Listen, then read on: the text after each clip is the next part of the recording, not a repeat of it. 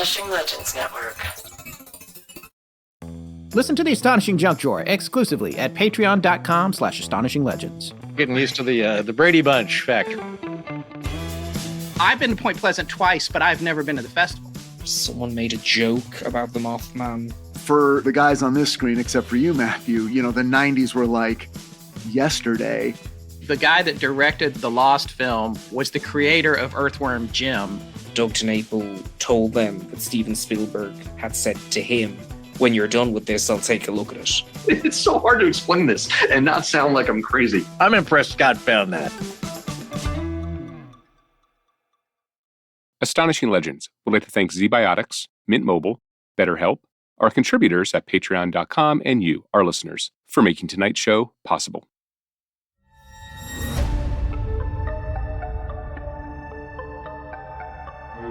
In our last episode, we introduced you to the baffling phenomenon of blood falls and meat showers that swept across 19th century America.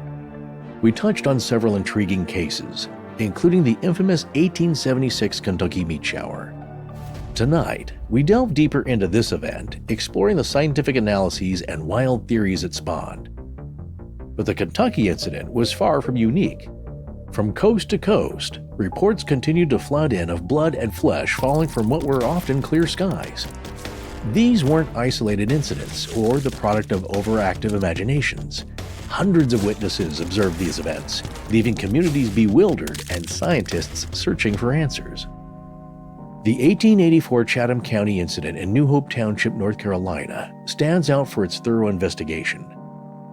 We'll discuss how Professor Frank Venable of the University of North Carolina meticulously analyzed samples, peering through microscopes at mysterious tissue and blood, pushing the boundaries of 19th century scientific understanding.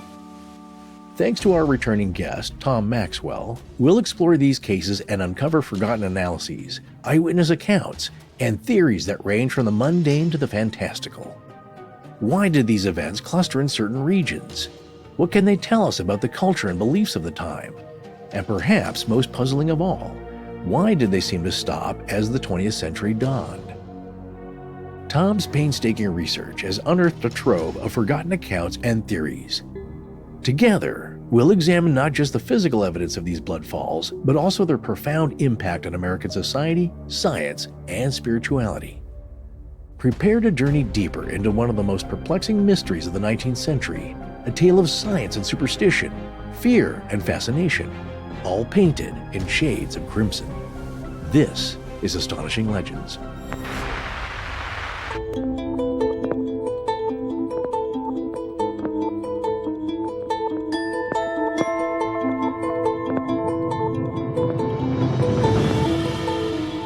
Welcome back to Astonishing Legends. I'm Scott Philbrook, and this is Forrest Burgess. Usually these things of the accursed have been hushed up or disregarded, suppressed like the 7 black rains of Slains. But upon March 3, 1876, something occurred in Bath County, Kentucky that brought many newspaper correspondents to the scene. From Charles Fort's The Book of the Damned, 1919, Chapter 4. Join us tonight for part 2 of our 2-part series, American Bloodfalls, with our special guest, Tom Maxwell. And we're back.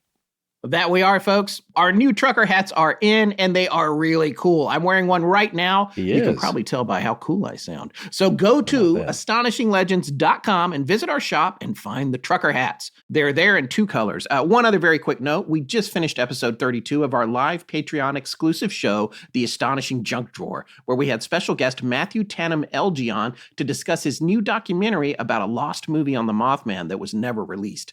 He premiered the film at the Mothman Festival last week. It's a shocking story with a dimension to it you won't see coming, but you can't watch it anywhere yet because he's looking for distribution. So if you know anything about that, send us an email here at info@astonishinglegends.com or reach out to him directly by looking for Commendable Commotion on YouTube, Instagram, X, and Spotify. And is that everything for tonight? Yeah, that's it. Since we already recorded Tom, I don't know if you remember, but we talked to him for a pretty good while before we got to the story. So I wanted to keep the housekeeping really short. so that people, the people that complain about how long it takes us to get I going. know. But that's what happens when you get, you meet those folks occasionally where you realize you could be talking for hours and you're not even at a coffee shop. Summer. I hung out with Tom a lot this summer. He came, and it was just really 2 days. He was visiting Greensboro, but I felt like me and him and Emrys, and then Tommy Beaver, who's been on the show, is our graphic artist, and his wife, and also my son. We went out 2 days in a row and hung out like 8 hours each day. It was a lot of fun. So it just never ran out of things to talk about. So those are special occasions, and I hope we don't do that again in this introduction. But but no, you could tell it gelled. I think the conversation went really well, and it was great having him on. And thanks once again for his generosity, his time, and his knowledge. Indeed. Well, that looks like everything. So let's dive in. Tom, welcome back, my man. Yeah, you're going to have a hard time getting rid of me, I think, actually. But, that's fine. I'm loving it, and I'm loving being back and y'all's company. So I'm so glad to be here. Well, there was something that I wish we had talked about on part one. We meant to, but we just dove right in to the fun stuff last time. But like, this is also fun. I did want to mention your book, which is how I managed to meet you over the summer when you came to Greensboro on a book tour. A Really Strange and Wonderful Time, the Chapel Hill Music Scene, 1989 to 99. Can you just tell our listeners a little bit about this book and why Chapel Hill was worth writing about in that decade for people that don't know? The book is apparently, at first blush, a kind of a chronological retrospective of a very sort of consequential time in North Carolina music history. That is to say, as the sort of indie music scene sort of graduated to the mainstream, when Nirvana broke big. And then a bunch of bands got caught up in that wake.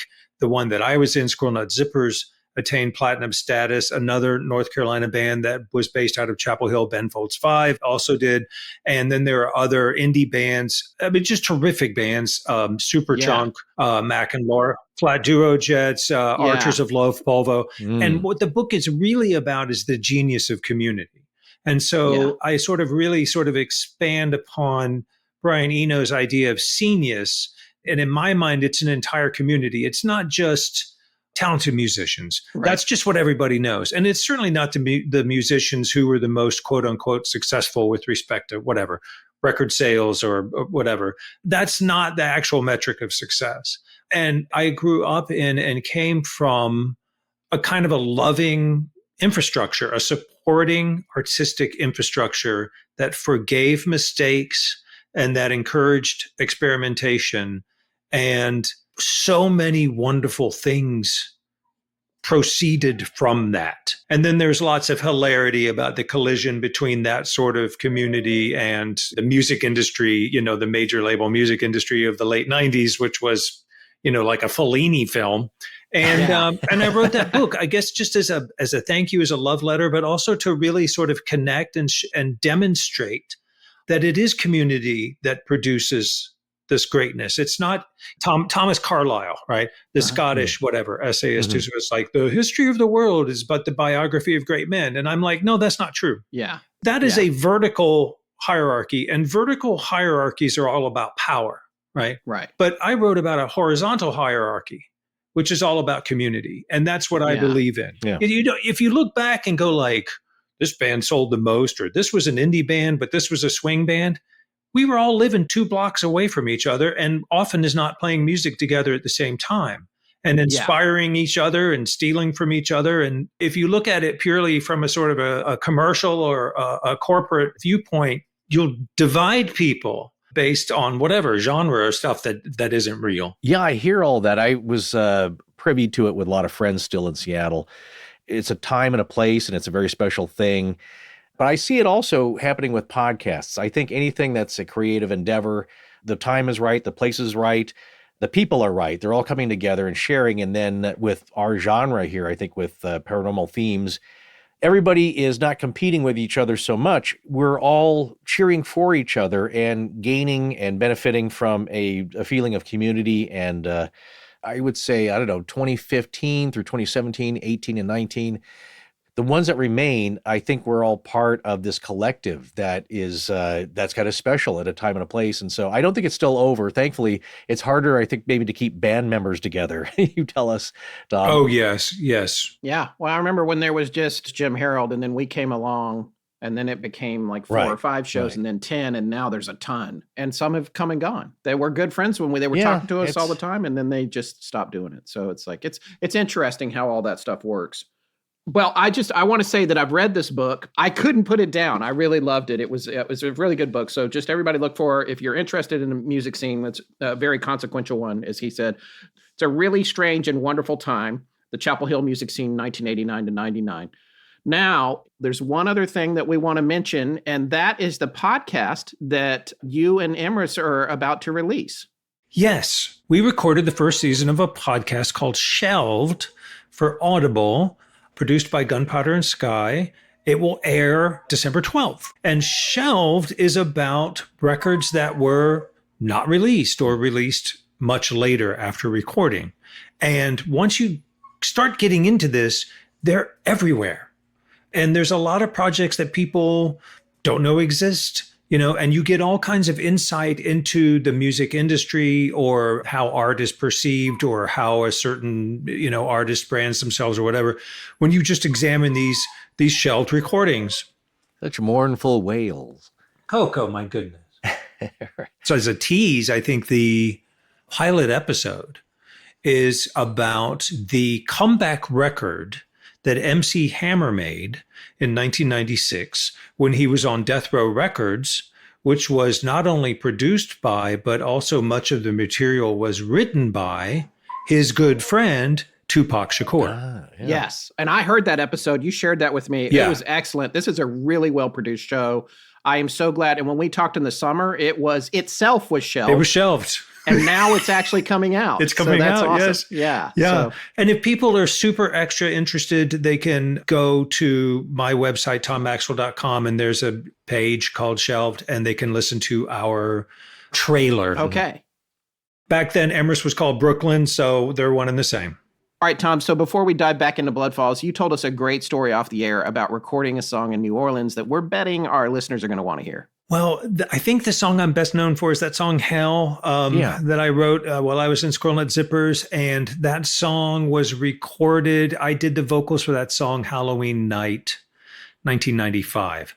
And we did it down in New Orleans in a studio in the French Quarter called Kingsway. Kingsway was just a mansion built by the Arnaud family that ran Arnaud's restaurant, one of those big Creole houses. And it's haunted, unambiguously haunted. In fact, the very last day we were there on playback, we were playing back the master comp reel of the songs that we had done. And one of them was mysteriously erased several seconds. Just the entire machine went in to record all 24 tracks. And we lost 2 or 3 seconds from that song for no apparent reason, and the ghost would show up left, right, and center to people. And I spent a lot of my time taking baths, trying to make deals with it. Like, look, don't do this. Don't show up when I'm naked. Right. Don't do that. So we were recording in whatever. I mean, basically a ballroom. It was just a big room, and I was doing my vocal, and Ken Mosier was playing his alto saxophone parts and solo behind me when we were doing this take.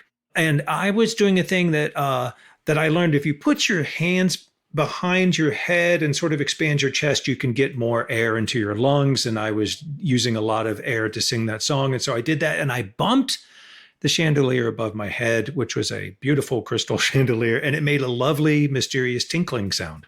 And I felt bad that I had bumped it. And Ken goes, "Oh, that's a great sound. You should do that. When I'm doing my solo, you should just shake it and make a tinkling sound. Or at the end of the song, shake it and make a tinkling sound.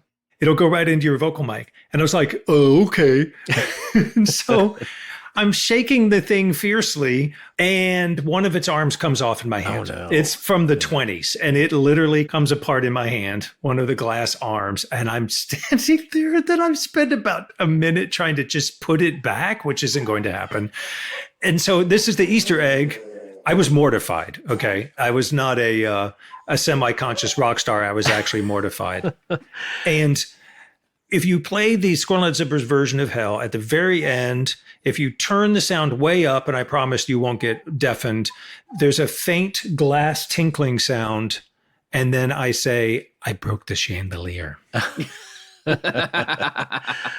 I mentioned that to my wife, and she's like, "Oh yeah, I've heard that. I didn't know." Oh, what was really? happening." Okay. Yeah, she was like, she had heard it. Yeah. Was there any ghostly, creepy thing that happened while you were in that space? No, all the time. We heard strange sounds emanating from the rooms we were staying, and we'd poke our heads out the window and they would stop, but we could never trace them. Ken saw a face in the window. It went in the bathroom, but that window used to look out on an alleyway and it was 15 or 20 feet up. Ooh. Yeah. And it just appeared and then it disappeared, and it was like a distorted, elongated face. When I went back there for my first solo record, the former lady of the house, Germaine, appeared on the porch in a rocking chair.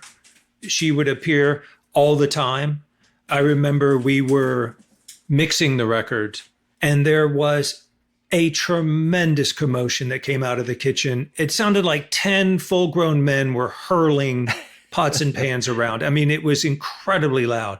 And we all run in there, and it was maybe 30 feet to the kitchen. Nothing. Wow. Nothing at all. The door was locked.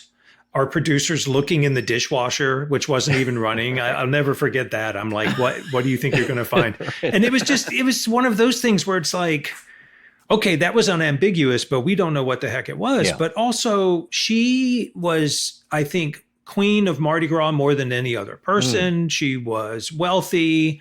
She liked to party. She fell down and hit her head in a room upstairs and never left. And it was her house. It was Germaine's house. And we recorded there. I remember for my solo record, I had the sousaphone player from the Dirty Dozen brass band.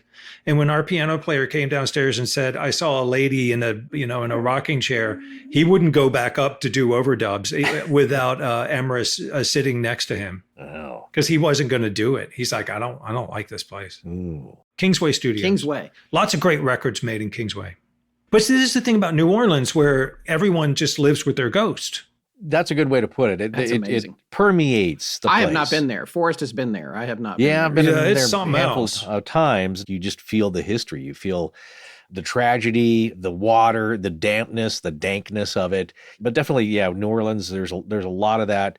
And also, transitioning into part 2 of our topic tonight, do you have anything, any cases from New Orleans or Louisiana in general? The short answer is no. And this is odd to me. So if we put pins in a map of where these events happened, most of them are in the American South.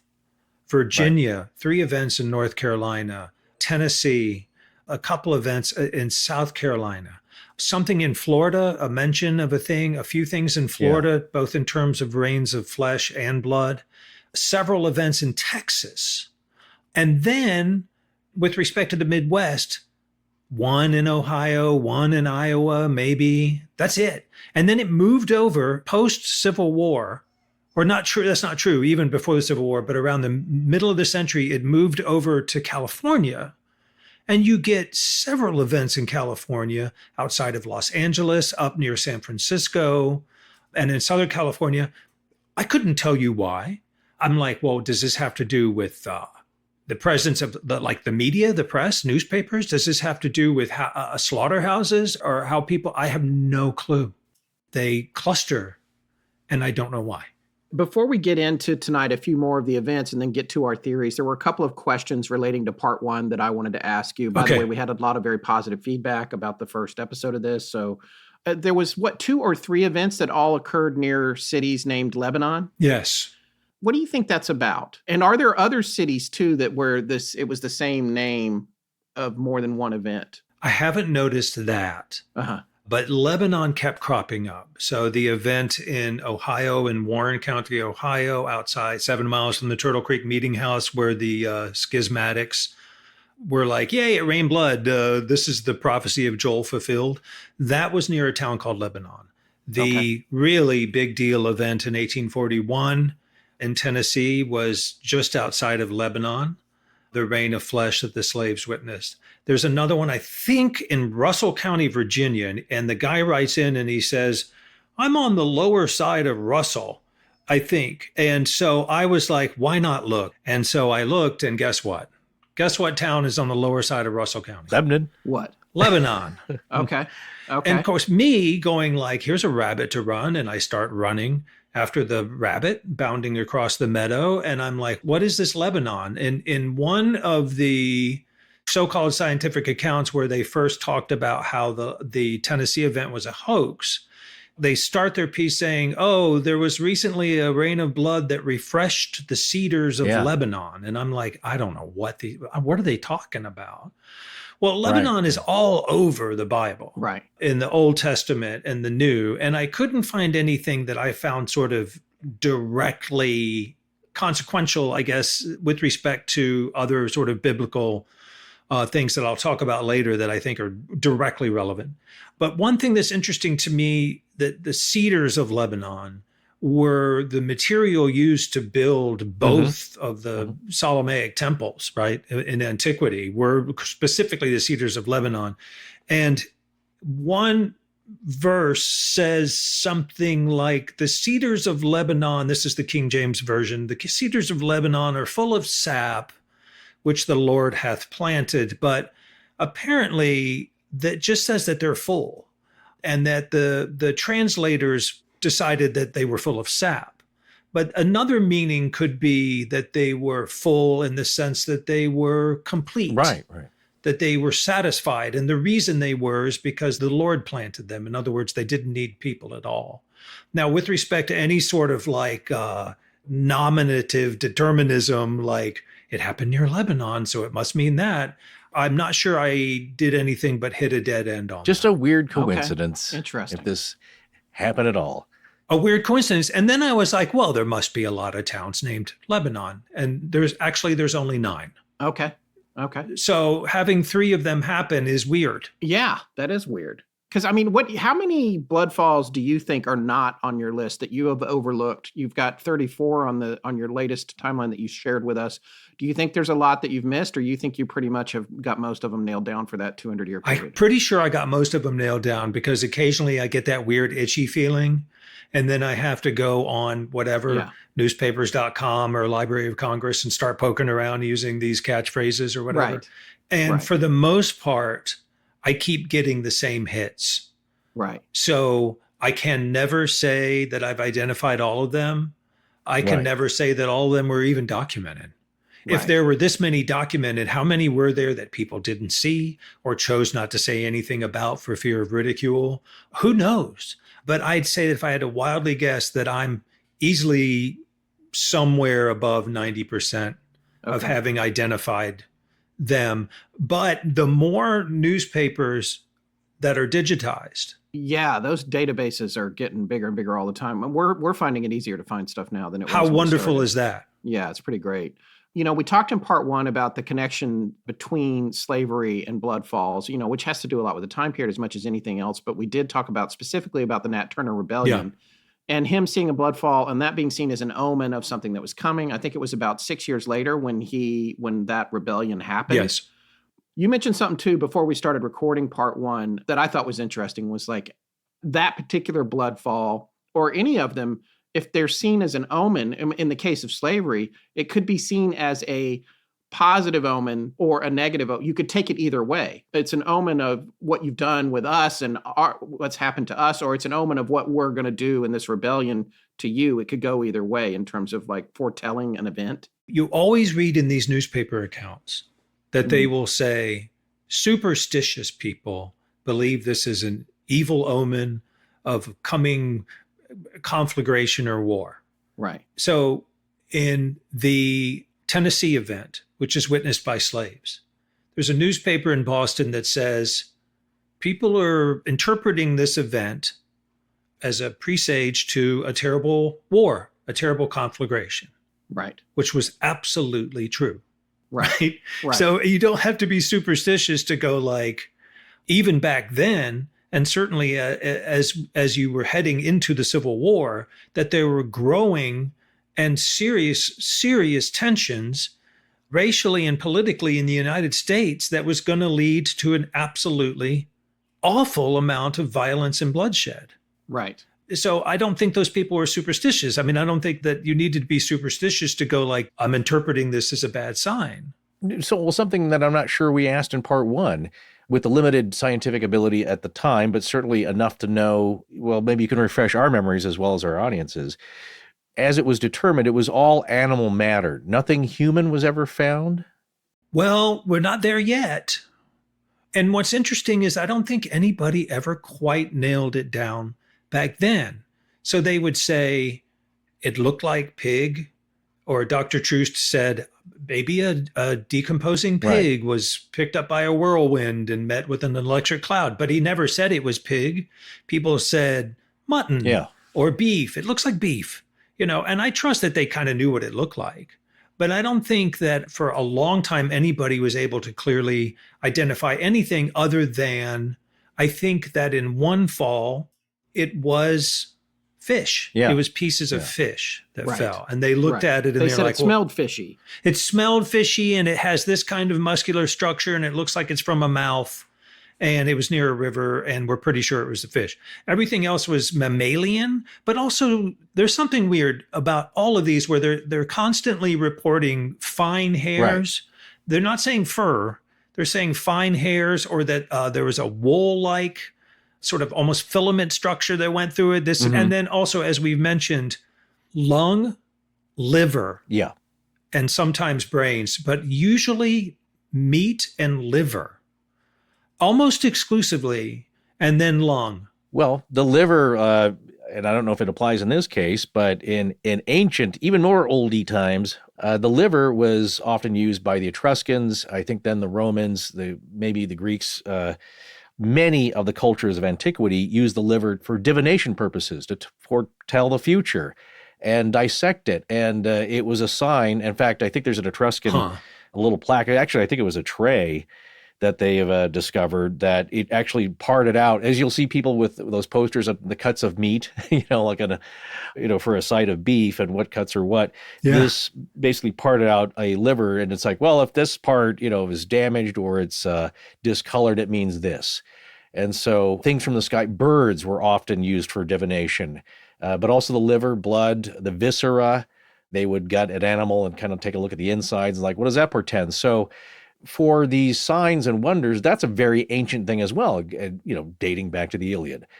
It was a tool, the viscera, the guts of animals, and birds flying through the sky and what direction they took and how many and at what time of day and what part of the Etruscans had parted out the sky as well as a celestial track. And they had everything measured out. And so the sky and viscera, I guess is what I'm saying, is when this fell and they saw this as a portent of something. It's very interesting to me that the newspapers will almost exclusively use the word superstitious and not religious, even though we know that Nat Turner was a very religious person, a Christian, and very much interpreted it. The schismatics were very, very religious people and very well versed in the canon, and interpreted it as the fulfillment of the prophecy of Joel. But every time the newspapers mention it, they're like, superstitious people are afraid. They're afraid because they're superstitious, instead of saying these religious people, because there's so much in Scripture that talks about the sign of the times, and sign and wonder, and to be prepared for that. And so a lot of this, the larger picture to me in discussing American Bloodfalls, is how the society itself was moving from, I don't know what the term would be, a spiritual sort of foundation of belief, and you could call it superstition or religion, into a more scientific way of thinking and structure of thinking and believing. So did you know fall started last week? Well, of course I did, sir. It's the lead up to the spooky season, our favorite time of the year. Yes, it is. I truly love it, especially now that I'm back on the East Coast and get to watch the leaves change and the weather gets significantly cooler. Oh, and the fall parties and get-togethers are the best. Like hanging out with friends, sometimes outside in the crisp air, having a few drinks. It's so much fun. I love it. Oh, that it is. I will say, though, that sometimes a social event with a few cocktails like that can put you down for the count the next day if you have things you have to do, like, I don't know, going to work or maybe even get to the gym or just meet up with friends who didn't have drinks the night before. That's the truth, brother. But one of our sponsors has come up with something that can help with that. Z-Biotics pre-alcohol probiotic drink. It's a game changer. Oh, I've been waiting for this one to come through for a long time now because this is so handy and it works. Well, Z-Biotics is the world's first genetically engineered probiotic. It was invented by PhD scientists to help tackle rough mornings after drinking. And here's how it works. When you drink, alcohol gets converted into a toxic byproduct in the gut. It's this byproduct, not dehydration, that's to blame for your rough next day. Yeah, see, I always thought it was dehydration. I know, we've been hearing that for years. That's right, that's what you think. But pre-alcohol produces an enzyme to break this byproduct down. You know, they sent us samples of this, and I took it for a test drive the other night after getting spontaneously invited out to a dinner and drinks with some friends, and it really made a difference for me the next morning, which came early, too, because it was a school night for my son, which means getting up at 6:15 a.m. to fix him some breakfast and also get our dogs walked and fed. Oh, man, that is brutal, even in the best of circumstances. It definitely can be, but I followed the plan. You just got to remember to make Z-Biotics your first drink of the night. Drink responsibly, and you'll feel your best tomorrow. It's only a half ounce of liquid, and it tastes great. I responsibly enjoyed my evening with a smoky Manhattan or two, and when that 6:15 alarm went off the next morning, I noticed a huge difference in how I felt. I actually woke up feeling refreshed. I made my son breakfast, took him to the bus stop, came back, gave my dogs a brisk walk, which they like because they don't get their breakfast until they do their business. Well, now that's motivation, which I appreciate because, especially when we're going to record the next day. Well, I'll tell you what, when a dog is hungry, it gets down to business quickly. So the thing is, I was up for it. I was able to keep up with them and keep that fast pace going. My neighbors sometimes think I'm jogging. So. Same with me with all that. Well, like Scott did, the key is to make Z-Biotics your first drink of the night, then drink responsibly, and then have fun. That way, you can wake up feeling your absolute best. Exactly. I had heard about pre-alcohol and I wondered what it was really like, but now that I've tried it, I believe the hype. And with their GMO technology, they will release different products that'll help address toxic byproducts of modern living in the gut. So, if you're a healthy, responsible adult who likes to enjoy drinks with friends or just like to unwind a little at the end of the day, we highly recommend giving Z-Biotics a try. Head to zbiotics.com/AL and use code AL to get 15% off your first order. Plus, they have a 100% money-back guarantee, no questions asked. So, there's no risk. That's zbiotics.com/AL and use code AL. So, summer is finally drawing to a close and fall has officially begun. Yeah, weren't we just talking about summer ending and fall beginning? Yeah. Well, I'm not changing my notes here, so just go with it, okay? Okay, I'm rolling with it. All right. Well, you know what that means. The holidays are coming. So are the great deals on all the items we need. Yeah, and Black Friday will be here before we know it, along with all the holiday discounts. But let me connect these two tangents, which is something I can rarely manage. I was thinking that it was a tough summer in many ways, with the hot heat especially, and it seemed to drag on, but also went by quite quickly. But there were some good photos and videos and conversations with good folks along the way, and I've been kind of sequestered, so I relied on sending and exchanging all that media, keeping in touch with people I care about, and no matter where I was or what I was doing, I never once worried about using up my data allotment, incurring overage penalties, or having a bad connection. And I saved a ton of bucks to save up for all that upcoming holiday shopping. Okay, I still don't see how you're trying to tie all this together into a coherent thought, my friend. Yeah, well, me neither, and I'm sure you're not the only one. But my point here is that there's one surefire way to use your mobile service as much as you need and get a great deal to do it with very little effort. You're talking about getting a great deal with Mint Mobile without any hoop jumping, fine print gotcha, or BS. Indeed I am, friend. And nope, switching to Mint Mobile couldn't be simpler, more cost-effective, and easier on your budget. The hardest part of getting a great deal for Mint Mobile will be waiting on hold with your old mobile provider to get out from under them. Mint's website is so easy-peasy to use and so simple to find the data plan that's right for you. Yeah, it really is that easy to get wireless for $15 a month with the purchase of a 3-month plan. And you'll be pleasantly surprised at how seamless and effortless the activation is. Oh, it really is. And we know this because we switched to Mint Mobile and have never looked back. And all you need to do to get started is to go to mintmobile.com/AL. And there you'll see that right now, all 3-month plans are only $15 a month, including the unlimited plan. All plans come with high-speed data and unlimited talk and text delivered on the nation's largest 5G network. You can use your own phone with any Mint Mobile plan and bring your phone number along with all your existing contacts. Find out how easy it is to switch to Mint Mobile and get 3 months of premium wireless service for $15 a month. To get this new customer offer and your new 3-month premium wireless plan for just $15 a month, go to mintmobile.com/AL. That's mintmobile.com/AL. Cut your wireless bill to $15 a month at mintmobile.com/AL. $45 upfront payment required, equivalent to $15 a month. New customers on first 3-month plan only. Speed slower above 40 gigabytes on unlimited plan. Additional taxes, fees, and restrictions apply. See Mint Mobile for details. Hi, I'm Hannah, and you're listening to Astonishing Legends with Scott Philbrook and Forrest Burgess. Now back to the show.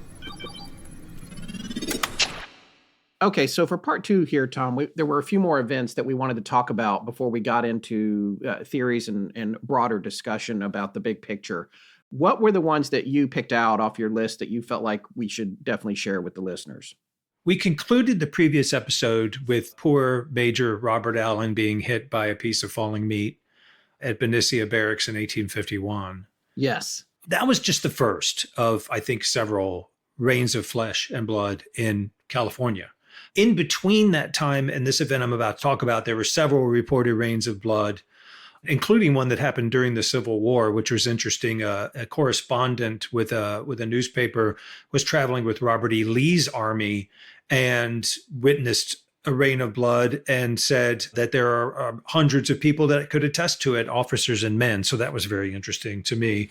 And of course, he did what everybody does, which was gather up a bloody leaf and mail it into the newspaper. Right. Never heard anything more about that. But on February 15th, 1869, near San Jose, California, it rained meat. And I'll read this to you. There was considerable excitement among our ordinarily unexcitable citizens on Monday last in consequence of a shower of fresh meat, which it is most reliably asserted fell in the vicinity of Mr. Meserve's place at 3:00 on the afternoon of the preceding day. And then someone brings meat into the newspaper office, small fragments, and a man was standing outdoors and he heard a whizzing noise and then got hit on the shoulder by a piece of meat. The sky was clear with but little wind. Most of the fragments were very small, but some of them were an ounce or more in weight and presented the appearance of having been torn apart, as with the beak of a vulture.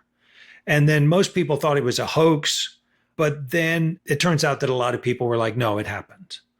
And then, of course, it was explained away by vomiting buzzards. Like 2,000 buzzards all vomiting in unison over a specific area. Yeah, very high altitude, invisible flocks of sympathetically vomiting California condors. Who knows? Okay, for example, this is from the Proceedings of the California Academy of Sciences from March 1st, 1869. Dr. Kellogg read a letter from W. Frank Stewart of San Jose on the recent shower of meat at that place, confirming the theory that it was disgorged by vultures, as he had frequently known them to drop it upon himself and horse when riding below, and had seen flocks disgorge it when rising after stuffing themselves on dead cattle. So there are two circumstances under which buzzards will puke, according to my understanding. One is they've eaten too much and they can't fly, so they need to lighten the load. Yeah, we've all been there. Either end. And then the other is as a defense mechanism, right, with young birds, which is, here, you can't eat me, but maybe here's something that might interest you. I'm going to vomit this up and run away. Right. So if they're directly threatened or if they can't fly. But then the underlying theory here is that they're so high up that no one sees them with the naked eye. And not just one is vomiting because it can't maintain altitude. Everybody's vomiting because you've got to cover like 2 acres. Yeah, well, in this case, it's 5 acres. This is a pretty big one, right? Yeah, he says 5 acres, which is big. Yeah. Now, this is interesting to me. This is one of those things where if you look hard enough, there will be a follow-up.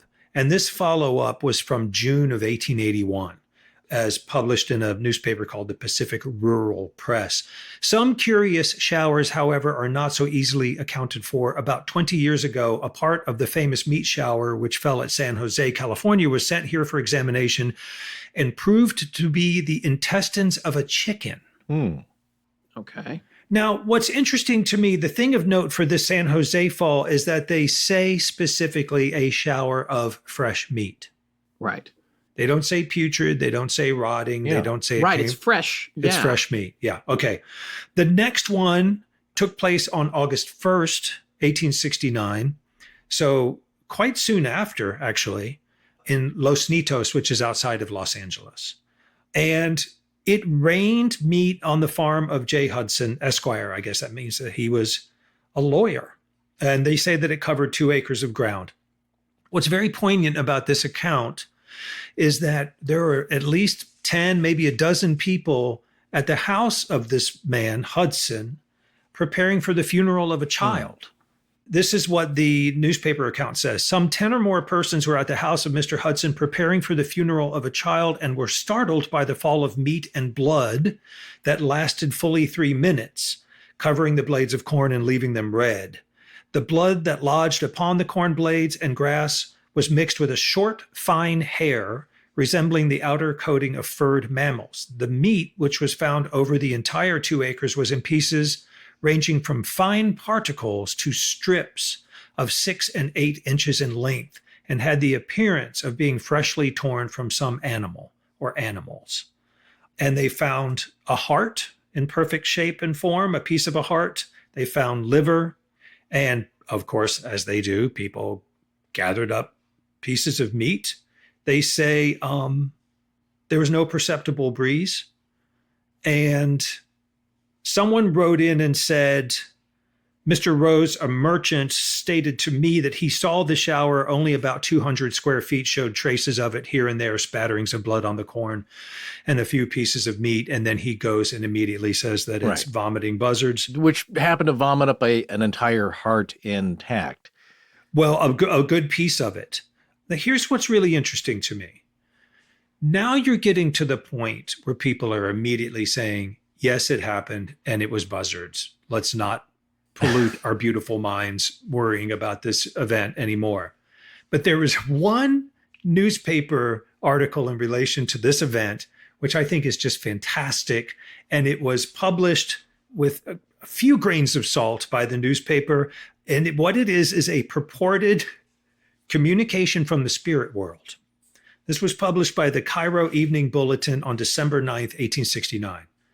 And the person who's writing in, and I don't know who it is basically saying, look, I know what happened at Los Nitos. It was moon people. Okay. It was savants of the moon. And I'll read this, and it should be edited. I haven't edited it myself, but it's probably going to run a little long, but I don't know. I don't remember where the good stuff is. That's okay. The moon, although it appears to man bleak and desert as a recent volcanic flow of lava and is subject to great vicissitudes of climate, is inhabited by beings adapted to soil and climate. Being destitute of the dense atmosphere that shrouds the earth, they are light and beautiful in form and breathe the cold, pure ether. Consequently, their nervous organization is more acute, and they possess a higher order of intelligence than the inhabitants of the earth. Their clothing consists of a soft, downy hair, and their substance is of a light, aerial character, such as produced by our satellites. Having no immediate atmosphere to obstruct the vision, our earth appears much nearer to them than the moon appears to us, and to a spectator in that arid orb, the earth resembles a mist-covered island in the blue empyrean. The philosophers of the moon have long been anxious to visit our earth, and various experiments have been tried, various voyages have been undertaken, but as yet without any result, and only attended with disastrous consequences, being light in their organization. They have only to overcome the slight gravitation which attaches to the moon, and they can soar unobstructed through ether and find no obstruction until they encounter the Earth's atmosphere, which inevitably proves fatal. By its pressure and force of gravitation, they are inevitably torn to pieces, and their remains are showered and scattered over the Earth's surface. The phenomenon near Los Angeles was caused by the destruction of 3 savants of the moon who had made one of these voyages of discovery.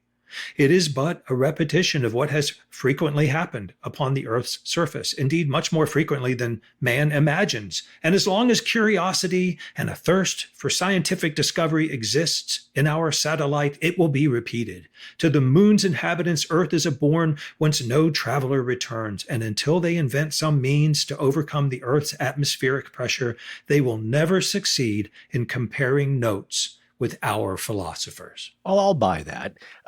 How do we know, or where was the source of this spiritual information, does the author say? I have no idea. I don't know. And I didn't write down what the newspaper said something like, this person is nuts, or this, why not? We're going to publish this, but this is kooky. I don't think they went into any detail, and it wasn't signed.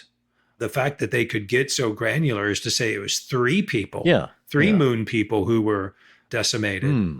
So that's probably the explanation that I'll go with, is moon savants. At least you're getting a detailed and less vague answer than you're getting from everyone else, because let's just say in some cases it could be buzzards. It could be vultures vomiting up, where you have, absolutely, and maybe you have 200 or 300 little chunks or pieces or just putrid blood falling down. And again, you'd need a biologist. I don't know how many vultures would constitute a flock or how many you would expect. But I think some smaller birds where you see hundreds or thousands of them, all a murmuration, that's right. Yeah. I don't think that they behave in those kind of group patterns, but in some cases it could be. So you have, like so many paranormal stories, where sometimes people do see gray blobs, I believe, out of the corner of their eye when they're experiencing infrasound, and that could explain what they thought was a ghost or a separate being, or that feeling of another presence. But it doesn't explain all of them, and I think it only explains a very small fraction of these experiences. So when you say it's buzzards, it's like, okay, maybe in some small instances, but not in the cases where the volume is so great over several acres. And also in the cases where, as the slaves saw, they saw where it came from, which is a small, misty red cloud passing over. Yeah, and they're not the only ones either. There are, I think, at least 2 other events that were attended by a red cloud. And sometimes it's a clear sky, like completely clear. Yes. Yeah. And often there's no wind or little wind. Now, the thing about the buzzards that also I can't quite get over is that absolutely there were dead horses or dead cattle or dead animals out in, at that time. And of course, buzzards feed on them. But then you get animals that are already dead. Then you have, let's say the buzzard eats parts of the animal and then flies up to a very great height so that it cannot be seen, and then vomits. Would you not be vomited upon? Yeah. You wouldn't say fresh meat fell. Right. You would say somebody puked on me, because you would have all their sort of digestive juices too. And no one says that's not a part of it. It's not, when people mention putrid flesh, they're talking either retroactively to cover, it was putrid flesh that fell in Tennessee because it was puked up by buzzards. Nobody said that at the time. Or, hey, I came upon it 2 days later and it stunk really bad. It was awful. And it was undergoing putrefaction. Okay. Yes, absolutely. If you leave raw meat out in the sun for 2 days, you bet. So many of these accounts take pains to talk about how fresh it was. Yeah. It has to be a consideration. And I think, well, like with everything else and these other paranormal stories I was talking about, people who want to just get beyond this because they don't want to think about this, he said, pollute our beautiful minds with this, with his putridness, will take some small things and explain it for everything else. It's like, well, there you go. It's all cases of this happening. And let's not dwell on this any further. And I think the cases would point out, if you look at them, it's many of them, maybe most, can't be explained by natural means just because, I don't know, just the physics of it doesn't make sense. But the other thing I will say is that, I mean, even now, Scott, we came across an article, didn't they discover structures underneath the surface of Mars? Yeah, that was in the news yesterday. There you go. Large structures that they can't figure out that are buried under what's left of an ancient ocean under sediment on Mars, that they can't get more information about without launching a very specific type of probe that measures gravitational pole. Right. You have that. You also have remote sensing from satellites, I believe, that can detect stuff. But this is nothing new. We've often pointed to that CIA document on remote viewing, take a drink, that came from a CIA report where they had an operative view and communicate with the spirit or presences, the intelligent presences of beings that were supposedly on Mars 1 million years ago. And as crazy as that sounds, it's an actual CIA FOIA document. So, and then of course, we don't have to mention that for a long, long time now, they've been talking about the dark side of the moon and beings and structures. I just saw something today about photos being purported from the moon mapping mission that NASA was doing and seeing anomalous structures, or at least something that is not natural, straight lines and rectangles and things like that, and the lava flows of the moon. So here you have this 19th century account, I believe, somebody writing in, and it sounds kooky, but nowadays a lot of people believe there's more to the moon than meets the eye. By the way, that's the Cairo Evening Bulletin from Cairo, Illinois. Oh my goodness! What did I say? I said Cairo, like you'll be fine. No, Sarah gets so upset because she's from Illinois. I know, and she got on us. It's Cairo. Well, I mentioned that in part 1. Depending on what town it is. Emails too. But here's the thing, Scott. What we found out is we looked at a lot just because it was Sarah. Most of the times we'll thank the folks that correct us because they're being kind. They're just like, hey, when I'm from the area, we say it this way, and that's terrific. Yeah. I spent a lot of time looking at very local YouTube reports of people being interviewed in these various areas, and I swear there were at least 2 or 3 different ways to say Cairo, and various, depending on what neighborhood you're in from the area. And this also connects with our Prescott, Arizona argument. So there you go. You're fine, Tom. That's all this to say. You're fine with your pronunciation. No, it's not. Now I'm going to lose sleep. Well, you know what? Which event that we've been discussing was they never tried to explain with buzzards, and it's rains of blood. No one ever, if anything, it seems weird. It seems like raining meat would be more mysterious and terrible. But in fact, people were quicker to try to explain that away than rains of blood. This next event I wanted to talk about, there's only one thing that exists, and it's a letter that was written to a newspaper by Dr. C.J. Sullivan.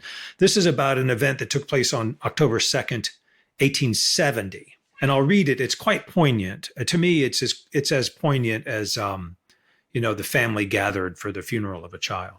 Knowing that you are not given to sensationalism, I take this method of giving to the public an item, the truth of which I can testify as an eyewitness, as can also some others living in the same neighborhood.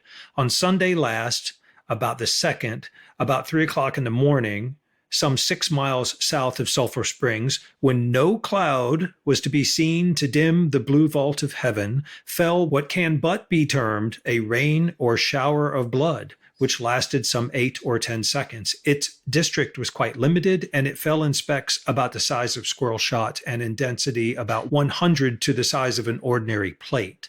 This shower was witnessed by Mr. Bussey and his family, who were seated around the breakfast table in the yard at the time above stated, when upon a sudden came pattering the drops of blood upon the dishes, victuals, and all around. Mr. Bussey immediately sent his little son for me, whose clothes were bespattered with blood on reaching my house. An hour elapsed probably before reaching the vicinity, yet the leaves, grass, and the table bore the distinctly visible marks of blood. No one in the vicinity can give any explanation of this mysterious affair. I leave the matter for the scrutiny of science and the light of revelation. The image of the boy covered in blood spatters, who had to, walk an hour to his neighbor's house. Go get Mr. Sullivan, young blood bespattered boy. Just what a horrific sight, as well as somebody coming up to you. Like I said, what other stuff gets your attention quite that way, other than what should be on the inside of people now on the outside? Yeah. It did not last very long as other reports. It did not cover as large an area, according to other reports, of rains of blood. But there it is. And it was mystifying. Well, the next event is the big one. I think it's the one that most people know, which took place on March 3rd, 1876 in Bath County, Kentucky, near a township called Olympia Springs. And I was able to find the first person account, eyewitness account of this event. And it was by a woman named Rebecca Crouch, who was making soap in her front yard. And a couple of weeks later, I believe on the 16th of March, the New York Herald sent a correspondent who interviewed her and several other people involved with this event, which was a large fall of meat, flesh, witnessed by many, many people. This eyewitness account by Rebecca Crouch is one of the most extraordinary statements that I've read. And I, again, find it quite poignant. And if I may, I'll read it in its entirety. They brought her into her living room and said, we wanted to hear the words from her mouth, right?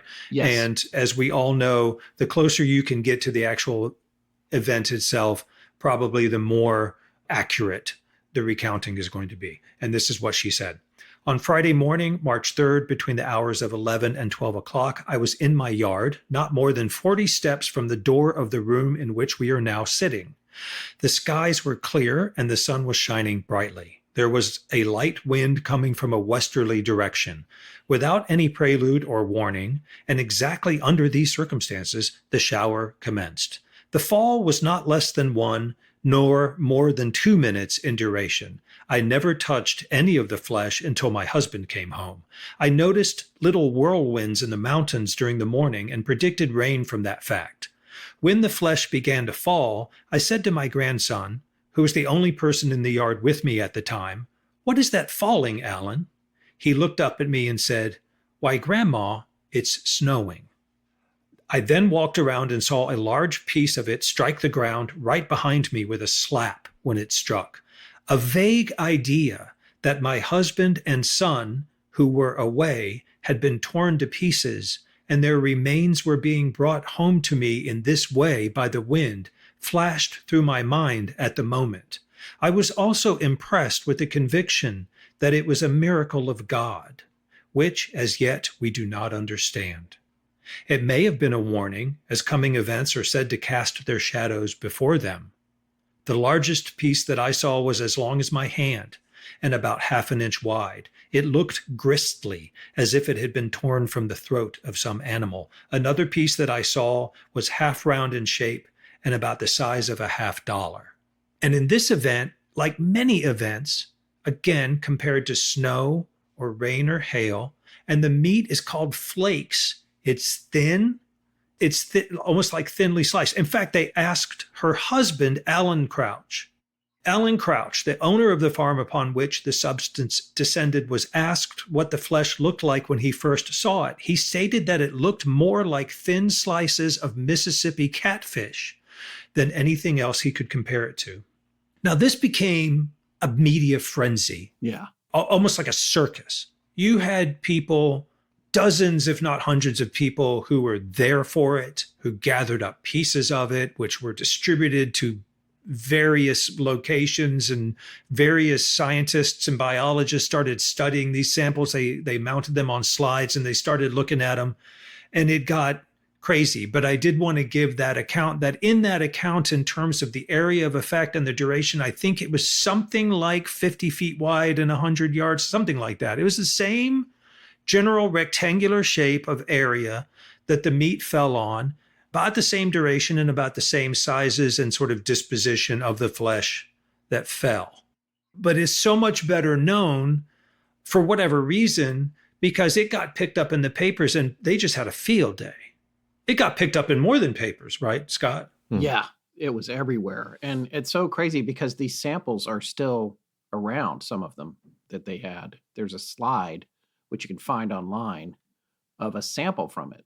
This is from the Louisville Courier-Journal from March 9th. Yesterday, during sunshine and clear sky, there fell from the heavens quivering flesh, which came down in large quantities and filled many acres of territory. Hogs and chickens eagerly devoured the flesh, specimens of which have been sent to the city for scientific examination. The flesh covered 2 acres of ground and resembled mutton, and left traces of blood on the trees and fences, which were touched by falling flakes. Chickens and hogs devoured it with evident relish. The heavens were clear, the sun shone, and only floating clouds were visible at the time, 2 p.m. And quantities of flesh have been preserved and sent to Professor Lawrence Smith, a well-known scientist, who says, no doubt, it is animal flesh.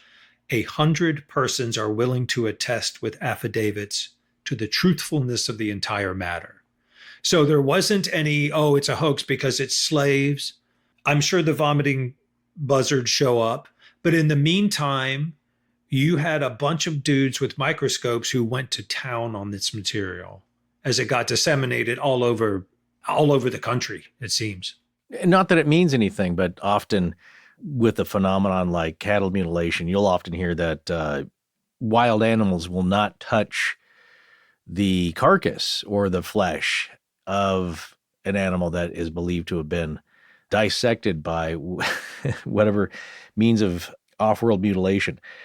And also animals that have been struck by lightning. There's something perhaps about the electromagnetic signature that is left behind on the meat. So again, not that it rules anything out, just saying it's interesting that the animals thought, hey, free food, and would eat it. Yeah, and devoured it with evident relish, which seems very telling to me. I mean, I don't know about the eating habits necessarily of chicken and hogs, but again, no one says, oh, it was rotting and it stank and everyone was vomiting. And no, and in fact, it literally appeared to be obviously quite edible. What's funny, I think I'll read one more thing, which was remarkable because, people were a lot more rough and ready back then. This is from Joe Jordan, who also talked to the New York Herald. And this is what he says. I brought about 2 ounces to Mount Sterling and gave Captain J.M. Bent about half of it when he went to Louisville. I bit a piece of it, but spat it out very quick. I did not keep it in my mouth long enough to perceive any taste. It was about a week after it had fallen before I saw it. I squeezed some of the pieces I had and a brown mucus came from it. Some of the meat was very dry, like dried beef. It was elastic and thin, and there appeared to be a fine wool-like fiber running through it in all directions.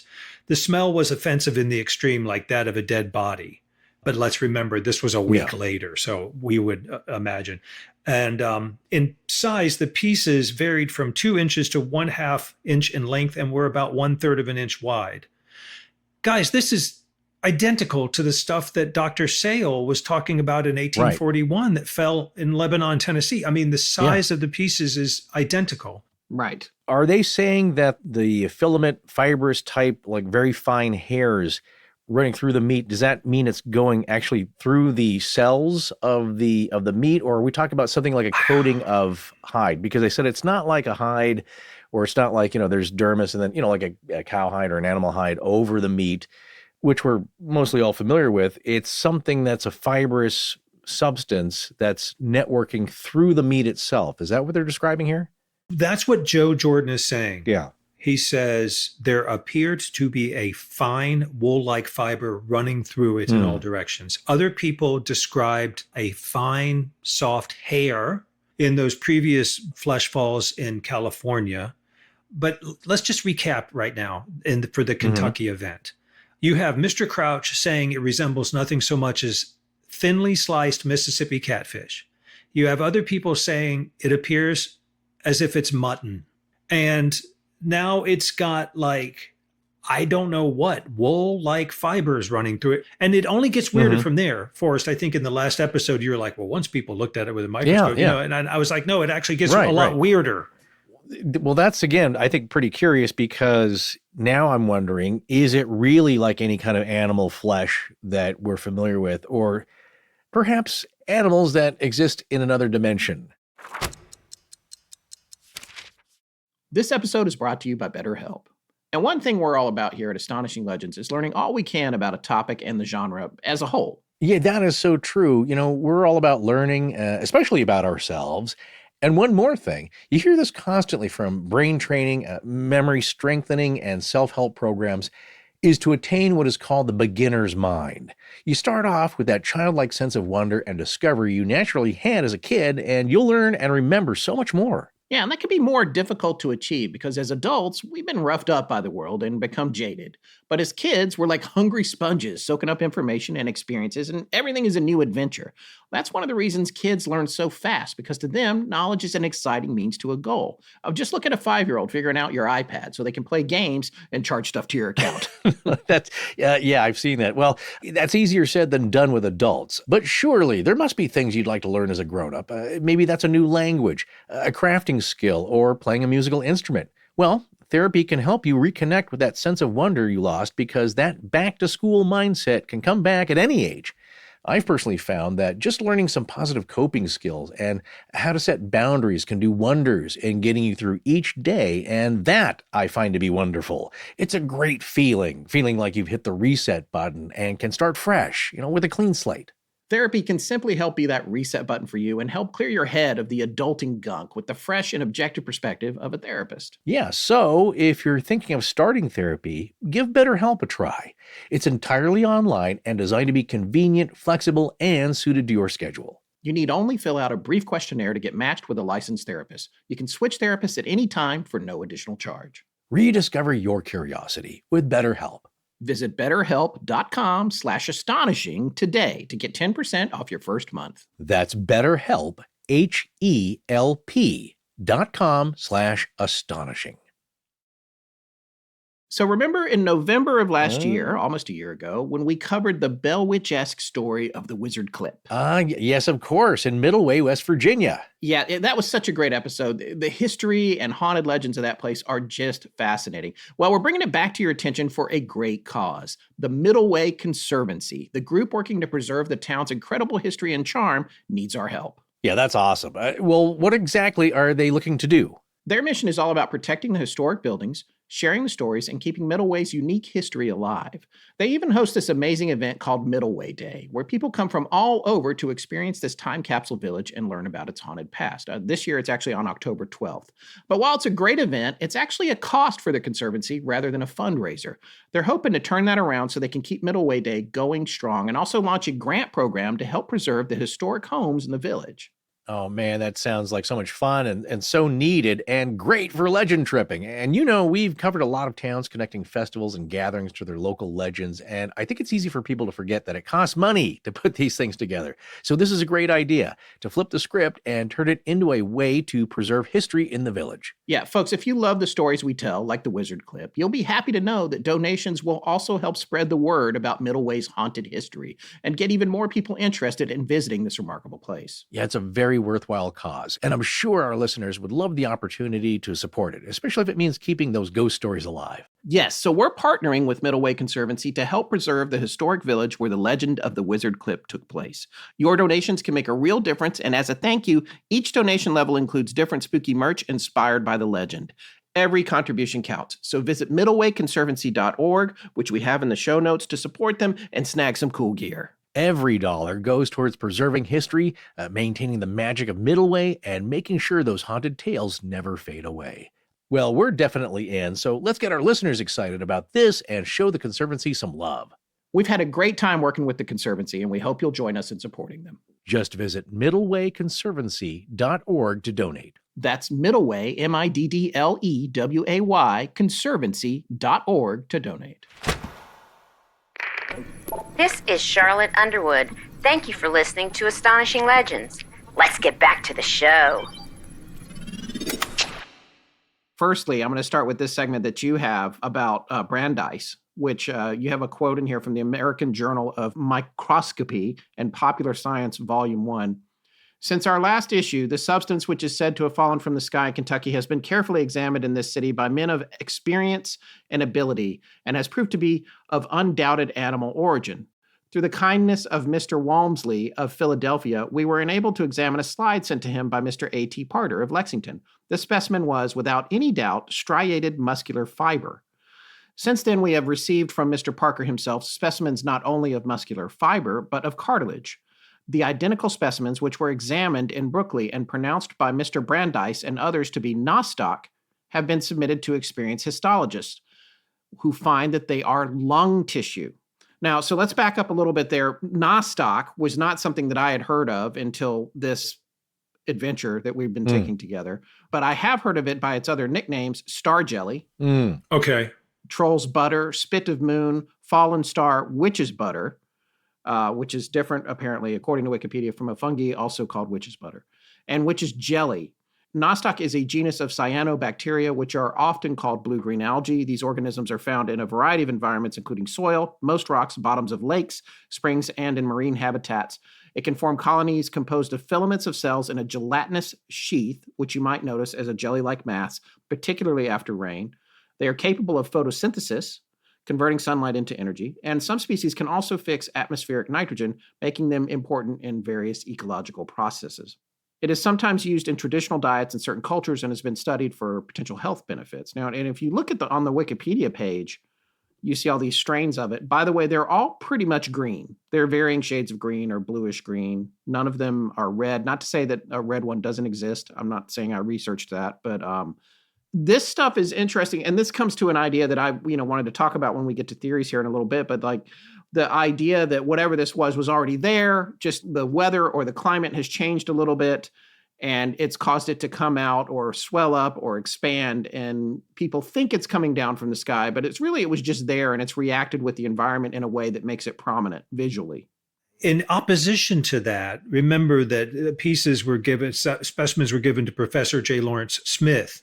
Yes. I think in Louisville. Yes. He conducted an analysis of the material and said, in my mind, this matter gives every indication of being the dried spawn of the batrachian reptiles, doubtless that of the frog. Right. They have been transported from the ponds and swampy ground by currents of wind and have fallen on the spot. And then people are like, well, no, because that stuff doesn't contain blood. And everyone reports seeing blood. And he's like, whatever, I didn't see it, so I'm not going to change my mind about it. Batrachian reptiles. Yes. And so now you have catfish, mutton, frog spawn, and nostoc. That's just so far. Yeah. And nostoc to me is a real humdinger because it's like, listen, this is an incredibly plausible explanation as long as you ignore every single thing that anyone said about this event in every conceivable way. You know what I mean? Right. I mean, Mrs. Crouch is like, it whizzed past me and hit the ground with a snapping sound. I mean, she's an intelligent, sober person who's giving a detailed account. And her grandson said it was snowing. But then that didn't work either, right? That thing that you read, Scott, where they're like, yeah, nostoc, no, what we got was striated muscular fiber. Yeah, and we got striated muscular fiber. So they're saying, okay, this is an animal.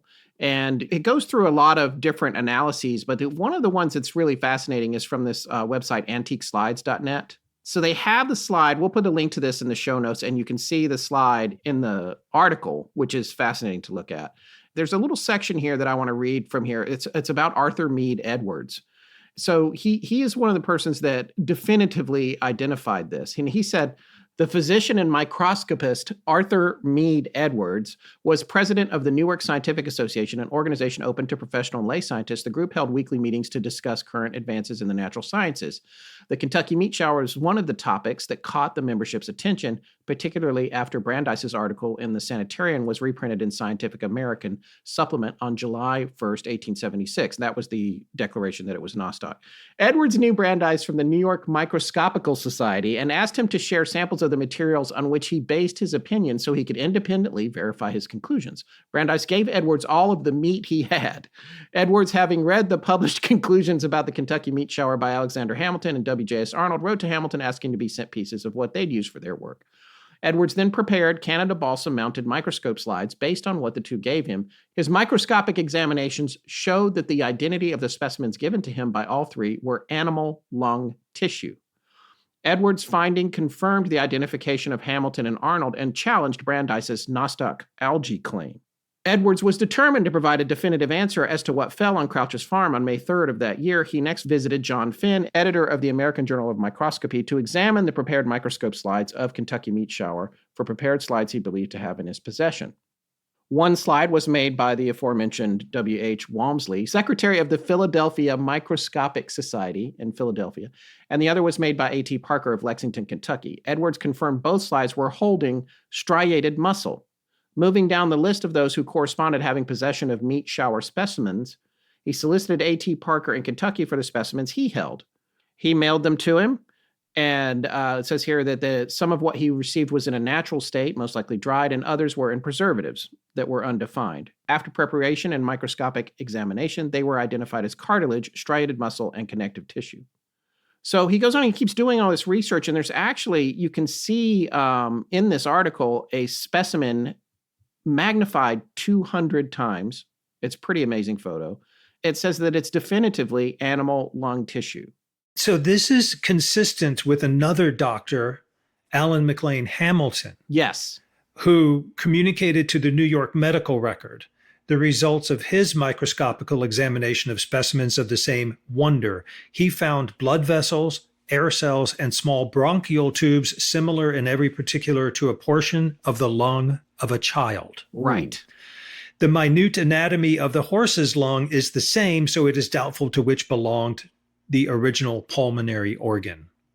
So again, and this is all a very scientific way of saying, describing the same substance that fell on Thomas Clarkson's farm in Sampson County, North Carolina in 1850, lights. Right.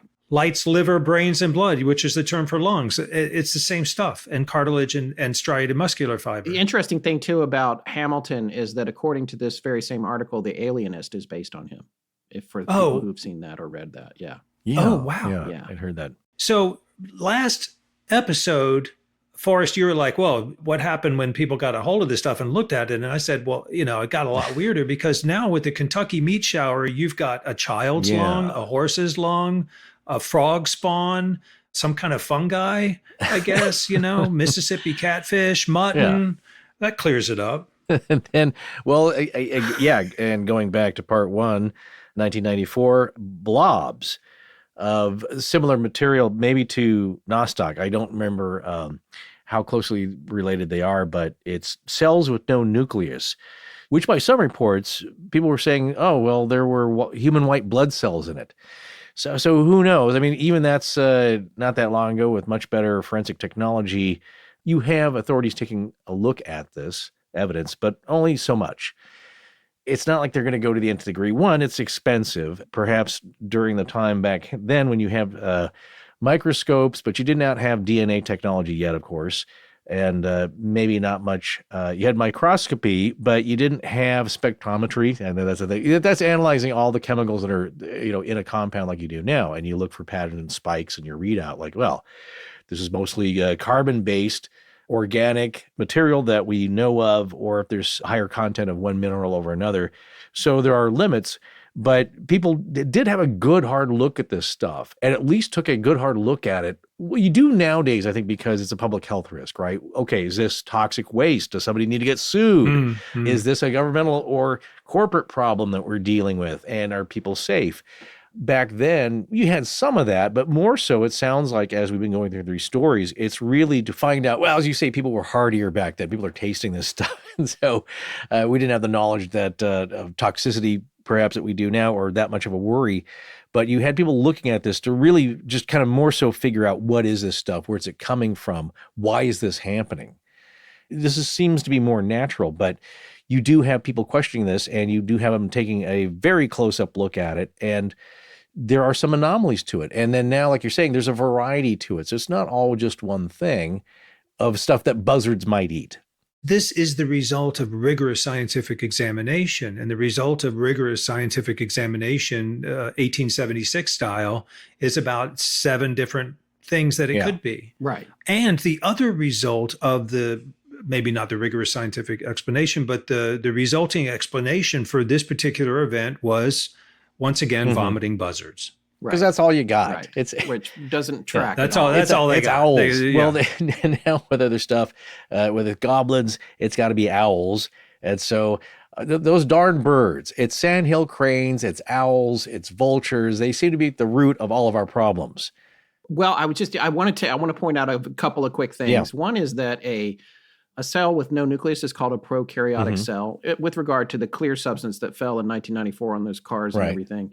That particular type of cell is, quote, vital to ecosystems involved in processes such as decomposition, and then nitrogen fixation, we already mentioned, and various metabolic activities that support life on Earth. That's an interesting thing, just in terms of like, is this some kind of remnant of a building block or something that didn't go right? It's very, if this is a sim Earth, they went to create a new creature and it didn't work out quite right and it got dumped on the ground. I don't know. And with regard to he did put this in the Book of the Damned, and he talked about all of these philosophies about what everybody thought this was. He wrote it all out and pretty much made fun of everybody for not being able to figure it out, which is That's awesome. so unusual for him. Yeah, I know. Just like, what are these people talking about? They don't know what it is. Just accept that you don't know what it is kind of the overview there. That's a big message from him overall, too. It's like, these things really do happen. These things march on, whether you want them to or not. They happen. So what's next? What's the next one we got here? Well, it rained meat in North Carolina again. Yes. The same year, 1876, October 28th, in Gastonia, which is outside of Charlotte. And a man, James Hanna, was picking cotton with his grandchildren. And they were astonished at the sight of small pieces of flesh falling all around them. The shower continued for some time, and when it ceased, it was discovered that the flesh was scattered over an area about half an acre of ground. The pieces varied from a half ounce to an ounce in weight. In the words of our correspondent, the ground was not covered, but the flesh fell like light hail. In appearance, it is described as resembling beef, part of it being filled with small sinews, but in no piece were bones or fatty matter found. When it fell, it had the appearance and odor of fresh meat. But the pieces sent us for inspection are almost entirely odorless and resemble dried beef. It may be added that the weather was perfectly calm at the time of the shower, and that there had been no storm and no heavy wind in that section in several weeks. None of them seem to report violent weather or even cloudy days or rain. Nope. It seems like it's always, I wonder if that's a condition of it, is like a clear day for some reason. Somebody looked at it with a microscope. Mr. R. Frank Clark of this place returned from Gaston County last Monday and brought a specimen of the flesh with him. A microscopic examination indicates that it resembles the flesh of a cow. And a gentleman in town who had the temerity to taste it says the taste is similar to that of beef. That's it. That's the end of that story. Right. No explanations, no nothing. Just the dude out picking cotton with his grandkids. And but again, the duration, the area of the fall, the size of the pieces which fell, and the manner in which they fell, again being compared to hail or snow. I don't understand fully the snow comparison, because it seems like something with this kind of mass would fall a lot faster. People, especially with the Kentucky event, keep referring to it as flakes. Yeah. They refer to the pieces as flakes. And you have a lot of people saying it was thin. These are thin pieces, not just in Kentucky, but in a lot of these other falls. They're thin, Carpaccio. rectangular sized pieces. Yeah. Like strips. Yeah. All, to me, very curious in that these are mostly happening in regions where they're very proud of their barbecue. Even in the Midwest, Ohio, very, very meat-centric, very Illinois, very proud of their tenderloin, very, the southern states, the war of North Carolina versus South Carolina, and what type of mustard base or hickory smoked sausage you use. Well, there you go. And I'm sounding flippant here, but the idea is that meat is also, it's a very important staple here. Perhaps if this was happened in Alaskan village, would it be flakes of salmon more so? Yes. On the Mississippi, catfish is an important staple. It's what the area is kind of known for. So then you wonder, is it because, well, then if they're eating a lot of it here, that's what's happening? Or is it something that's tied in that's more for thematic reasons in a familiar substance? In almost every account, except the one where they identified it as Piscine, it's a mammal. Right. Yeah, that's right. There's only one where it's fish, right? Yeah. Yeah. And that was near, didn't you also say that one was near a body of water, a lake? I would have to hunt it up, but I believe it was near a river. But a lot of these happen near rivers. Right. And, were they raising cattle in Gastonia, North Carolina? I'm not sure. Yeah. The most people can conjecture is it looks like mutton. It looks like beef. Right. It resembles a hog, but, I'm not sure how you know. Right. The next event was the last known rain of flesh and blood, and it happened on April 29th, 1880 in Cleburne, Texas, which is in the middle of nowhere. If you look it up on the map, sorry, Cleburne people, but it's true. The Hill County Expositor published a confirmation of the stories recently published in the Examiner regarding the falling of a shower of flesh and blood on the farm of Henry Cooper in Hill County 8 or 10 days ago. It says, the news of the wonderful event was carried to the neighbors, and in a short time, hundreds of people had assembled to witness the awful-looking sight. More than an acre of ground was sprinkled over with blood that appeared as fresh and pure as that just from a man's veins, and with a liver-like substance which was in pieces from the size of marbles to several inches in diameter. As a positive evidence that it was real flesh, it began to stink terribly after a day or two, and was eaten by buzzards, which collected in large swarms.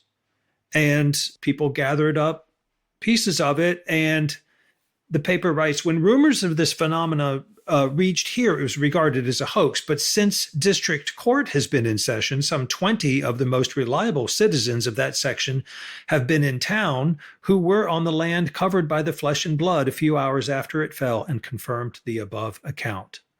That's all we have on that. And that's the last time that I can find that it rained flesh. The Bloodfalls rolled on. Right. So we don't have any meat anymore. That's the end of the meat. That's the end of the meat. Did anybody ever get sick that you could find? Was there any reporting of somebody that, no, that's how I couldn't find either, or any real harm that came to anybody? Apart from people being discomfited and frightened. No. And in fact, you have people like that dude that put a piece in his mouth a week later, and he's like, well, I spit it out very quickly. I'm like, yeah, okay. But no, nothing obviously terrible about it. And the more you look at the earlier firsthand accounts, the more you have people making a point of saying that it is fresh. It is fresh meat. It is as fresh as the blood was as fresh as from a man's veins. They're making a point of this. It's interesting to me that vultures came and ate that instead of providing it through their ejecta, as everyone seems to think. It rained blood on a poor dude in Russell County, Virginia, and all over his nice shirt in 1881. And then on February 25th, 1884, in the New Hope Township of North Carolina, there was another very well documented rain of blood, which happened in Chatham County. And it was a shower of blood that fell out from a sun-bright sky, according to the Chatham record. And it was witnessed by the wife of a sharecropper, a Black woman who was standing near some plowed ground, and people came as they do, and they gathered up samples as they would do, and doctors from the neighborhood came and sent samples to the chemistry department at the University of North Carolina in Chapel Hill, which was about 15 miles north. And it was ultimately investigated by Professor Frank Venable, who not only took a hard look at it, but actually published his findings in a medical, or the Elisha Mitchell Journal of Science. And a singular shower of some red liquid supposed to be blood, which fell in Chatham on February 25th, 1884, was mentioned in some of the state papers, but little notice was taken of it. Nearly a week after it fell, Dr. Sidney Atwater brought a small specimen of sand soaked with this liquid to the university to be examined. It was looked upon rather as a joke, and no analysis was made for some time. When it was taken up several days afterwards, there seemed to be sufficient interest attaching to it to warrant paying a visit to the locality where the matter fell. Meantime, nearly 3 weeks had elapsed and several heavy rains had fallen, so that when the place was reached, a small Negro cabin in the New Hope Township, about a quarter of a mile from the Raleigh and Pittsboro Road, no vestiges of the matter could be found on the ground, and only 1 or 2 marks of drops on the fence. The woman who saw it fall was, however, examined, and inquiries were made of the neighbors who visited the spot soon after. The fall came from a cloudless sky when the wind was so slight as to be almost imperceptible. The position of the drops seen on the fence indicated a very slight wind from the south or southwest across some plowed land. The woman was standing on this plowed land near a fence along which some small pine bushes were growing. She noticed something falling between her and the ground, saw it leave a red splash on the sand, heard a pattering like rain around her, looked up, but it was all over and she could see nothing. She was a good deal frightened and affected, taking it as a portent of death or evil of some kind. The space covered was about 50 by 70 feet and nearly in a rectangular form. The drops were of sizes varying from that of a small pea to that of a man's finger and averaged about 1 to the square foot.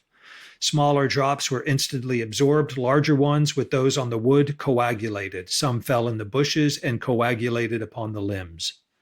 Dr. Robinson, living near, collected some of the freshly fallen material and made certain simple tests which satisfied him that it was blood. It even had the smell, he says, of fresh blood. So then Professor Venable conducts scientific tests on this material, and he goes into a great deal of detail of his analysis. He explains all of it, none of which I understand. But what he says is, and he uses his brand new super duper spectroscope, and he says this leaves little or no reasonable doubt then that the samples examined had blood upon them.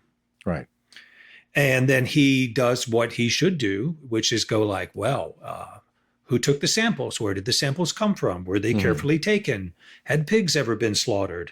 You know, he wrote, as to theories accounting for so singular a material falling from a cloudless sky, I have no plausible ones to offer. It may have been some bird of prey passing over, carrying a bleeding animal, but a good deal of blood must have fallen to cover so large a space. If a hoax has been perpetrated on the people of that neighborhood, it has certainly been very cleverly done, and an object seems lacking. On the possibility that it is not a joke, I have deemed this strange matter worthy of being placed on record. Other similar observations hereafter may corroborate it, and combined observations may give rise to the proper explanation. I felt so sorry for him when I read that, because this had been happening for 150 years and he had no idea. Right. Yeah. And at the end of the century, in the 1890s, there was an article picked up by a bunch of newspapers about historic rains of blood.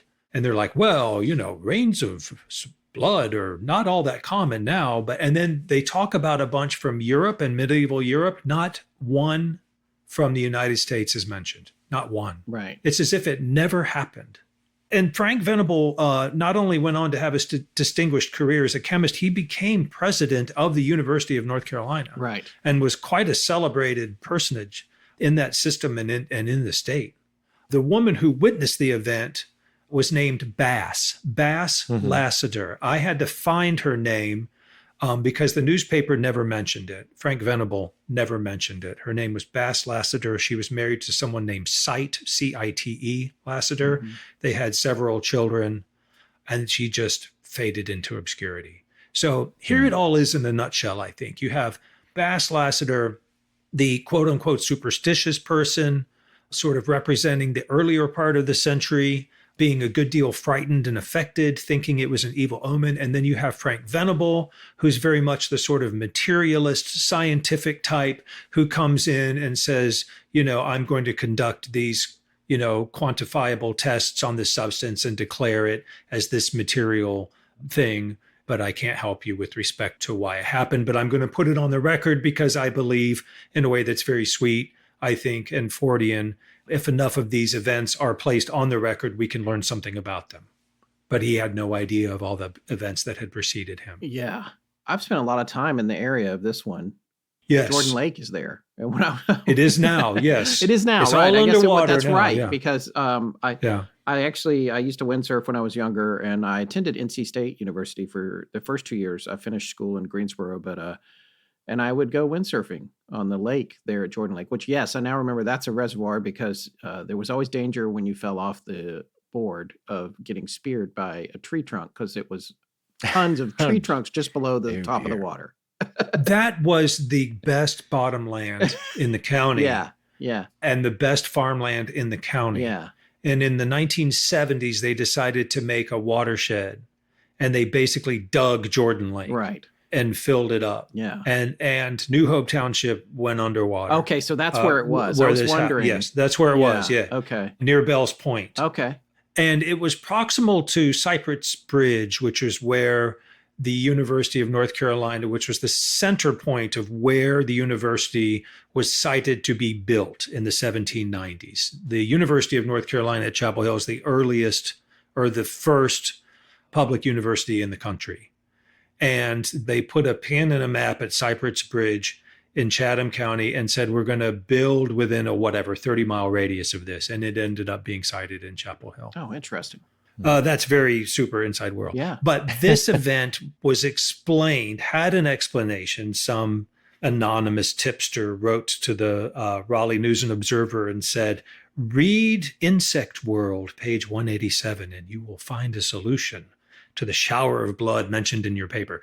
And this is the stupidest explanation it's up there. of any of these events. Now, in fact, the same explanation was trotted out for the Lebanon, Tennessee event in 1841.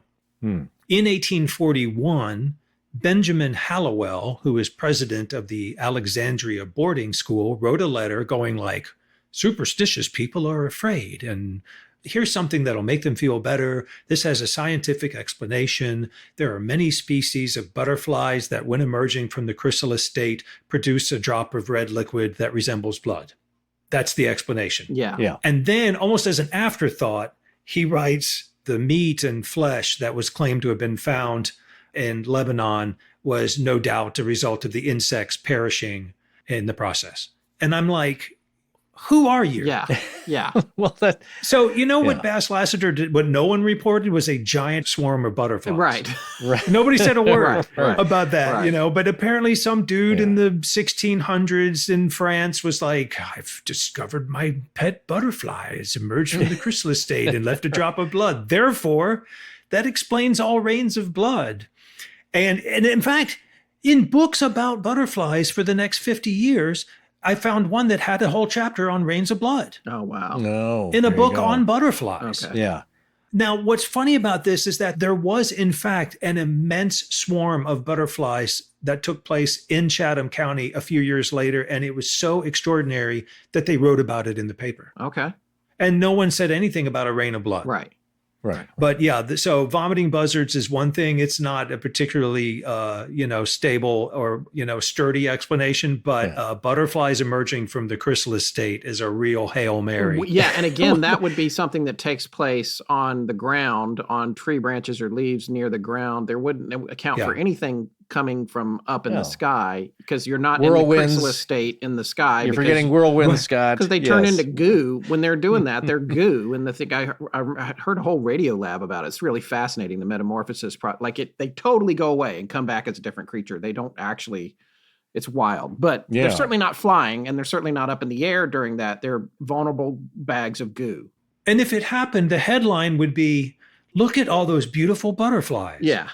Not "It rained blood from a clear sky." Right. Where are the butterflies that go with it? It's very much an aspect of human nature when it comes to explaining Fortean events. They're very sure of their explanation, which is stretched super thin.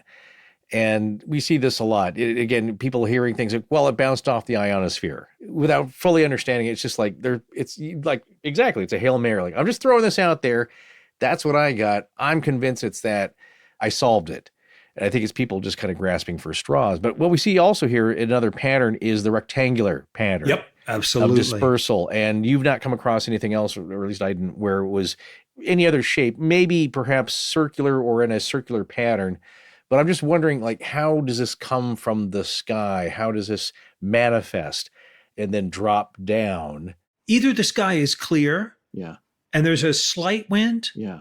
One account mentions a strong wind, I think, in Benicia. There's clouds. Usually they're red clouds. Other people will say a strange cloud. There's a couple of reports where someone says a strange cloud.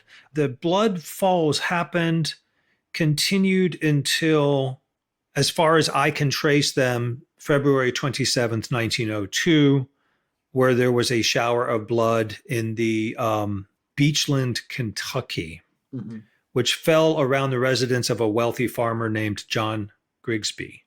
And They end the article saying, scientists say that red rain or blood showers are not unusual. It is supposed to come from a cloud that has swept up particles of red alkali or red dust of some kind, and after having carried it perhaps many miles, deposits it in a shower of rain. The red splotches very much resemble showers of blood. That's the last one that I've been able to find. It's like a curtain comes down and they're done. Now, they happen in India and in other places. People claim there to be rains of blood. Right. But in the United States, as far as I've been able to trace, that's it. That's the end of it. What's the most prominent or famous one you've heard of happening overseas? I'm unfamiliar with those because I decided to narrow the scope of my investigation lest I lose my mind. You could just go on. You'll never be done with it this. would be one in Italy and one in India, and they're all over the map. And like the ones before the founding of this country, there's lots of them. Yeah. And they're attested to, and I just haven't gone there. What I think might be an American phenomenon is the rain of flesh. I don't recall having ever heard of one happen in Europe or in antiquity. That doesn't mean that people didn't make the claims, but I haven't found any. Not that I've been looking very hard, but it seems to be a peculiarly American thing. Well, that's Interesting. Yeah.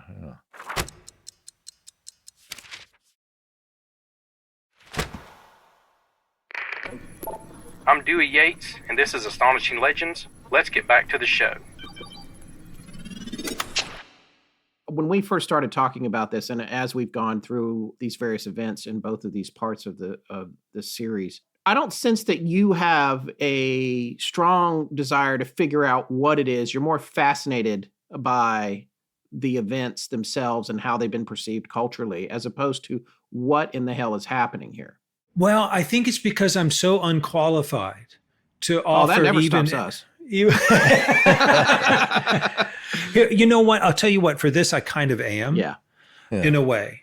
We were talking, I think, off mic about this idea of a paranormal event being dependent upon the observer as much as anything else. That is to say, and it's been my experience, that one can think of these things as being radio stations, which cannot be heard unless you have a receiver. Right. And so there is a certain preparedness for these events. No matter how disturbing they might have been to the eyewitnesses, they were prepared to receive them in some way. And so they did. They manifested in that time and place, having as much to do with the people and their habits and their society as anything else. Are you saying that you think there's a relationship between the witnesses and the events, that they're more connected than just people happen to be there? Let's take rains of blood. Do you want me to get into this? Because I will so get into this. Well, yeah. I mean, yeah, let's hear what you have to say. Yeah. Okay. Let's go all the way back to the Iliad. Okay.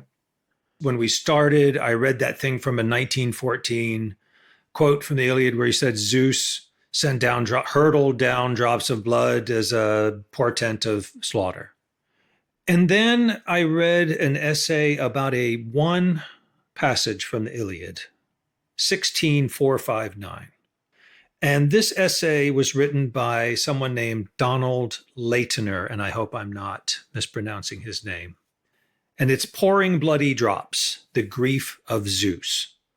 And I want to read a passage from this essay because it turned my head around with respect to what I thought was the meaning. First, the translation from the Iliad itself. Zeus poured bloody drops earthwards, honoring his own beloved son, whom Patroclus was soon to destroy in fertile Troy, far from his homeland. And here's what I think Professor Laytoner wrote. Blood commands powers for both pollution and cleansing in beliefs and rites. There are taboos against blood's presence, such as kosher butchery, Greek asylum, demands for blood's presence, as in live animal sacrifices, limiting human bloodletting, e.g. brotherhood rites, and in some situations, bloody human sacrifice. One type of blood ritual, a blood offering that is not a prelude to eating, Greek sphagia, occurs in 3 situations. at purifications just before battle, and at burials of the dead. We note that 2 of these 3 situations for archaic generic blood offerings apply to the bloody drops that Zeus poured out for Serpedon. Homer has Zeus merge human pre-battle propitiatory blood rituals and post-battle burial blood rituals with human grieving to express anthropomorphic parental agony. Zeus's poured drops represent his personal loss and all bloodshed, a synecdoche for war's wasted vitality. This image implies both tears and blood libations as it elides the vast differences between them. A grim image, the bloody drops, conveys a broad sympathy. Zeus is the god of pity in the Iliad, the paradigm of bereavement. No cold-blooded god would assert, quote, "Mortals matter to me, especially when or because they die." So you're suggesting a kind of pre-Christian, pagan, holy communion between God and man, between Zeus and his beloved son, who is slain. You're suggesting that the rain of blood is an act of grief and of humanity. That Zeus himself is an agonized parent and not some cold, removed, all-powerful monster.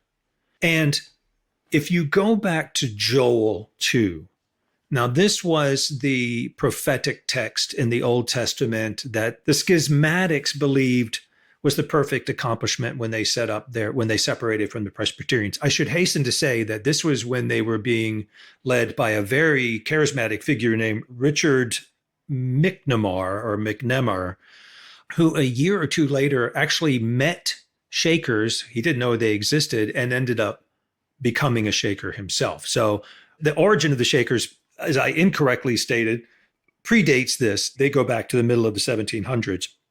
But this part of the Great Kentucky Revival, which spread into Ohio, which is where this went to, ultimately became folded into the Shaker religion. This is what it says in Joel, and I think it's, in light of what we just read about Zeus, very interesting. "And you shall know that I am in the midst of Israel, and that I am the Lord your God, and none else, and my people shall never be ashamed. And it shall come to pass afterward that I will pour out my spirit upon all flesh.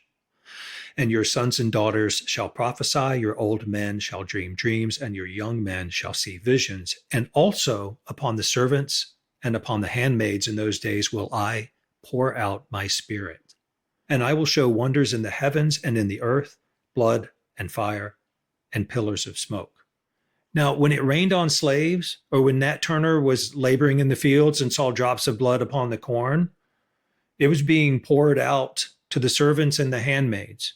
And the idea of pouring out my spirit, and this idea that, like, the thing to me that is sort of monstrous or abhorrent in the traditional meaning of that word, meaning against humanity, was not the event itself, but rather the way in which people were so divided as to consider themselves superior or so separate from, when in fact, as we read in Matthew 5, that ye may be children of your Father which is in heaven, for he maketh his sun to rise on the evil and on the good, and sendeth rain on the just and the unjust.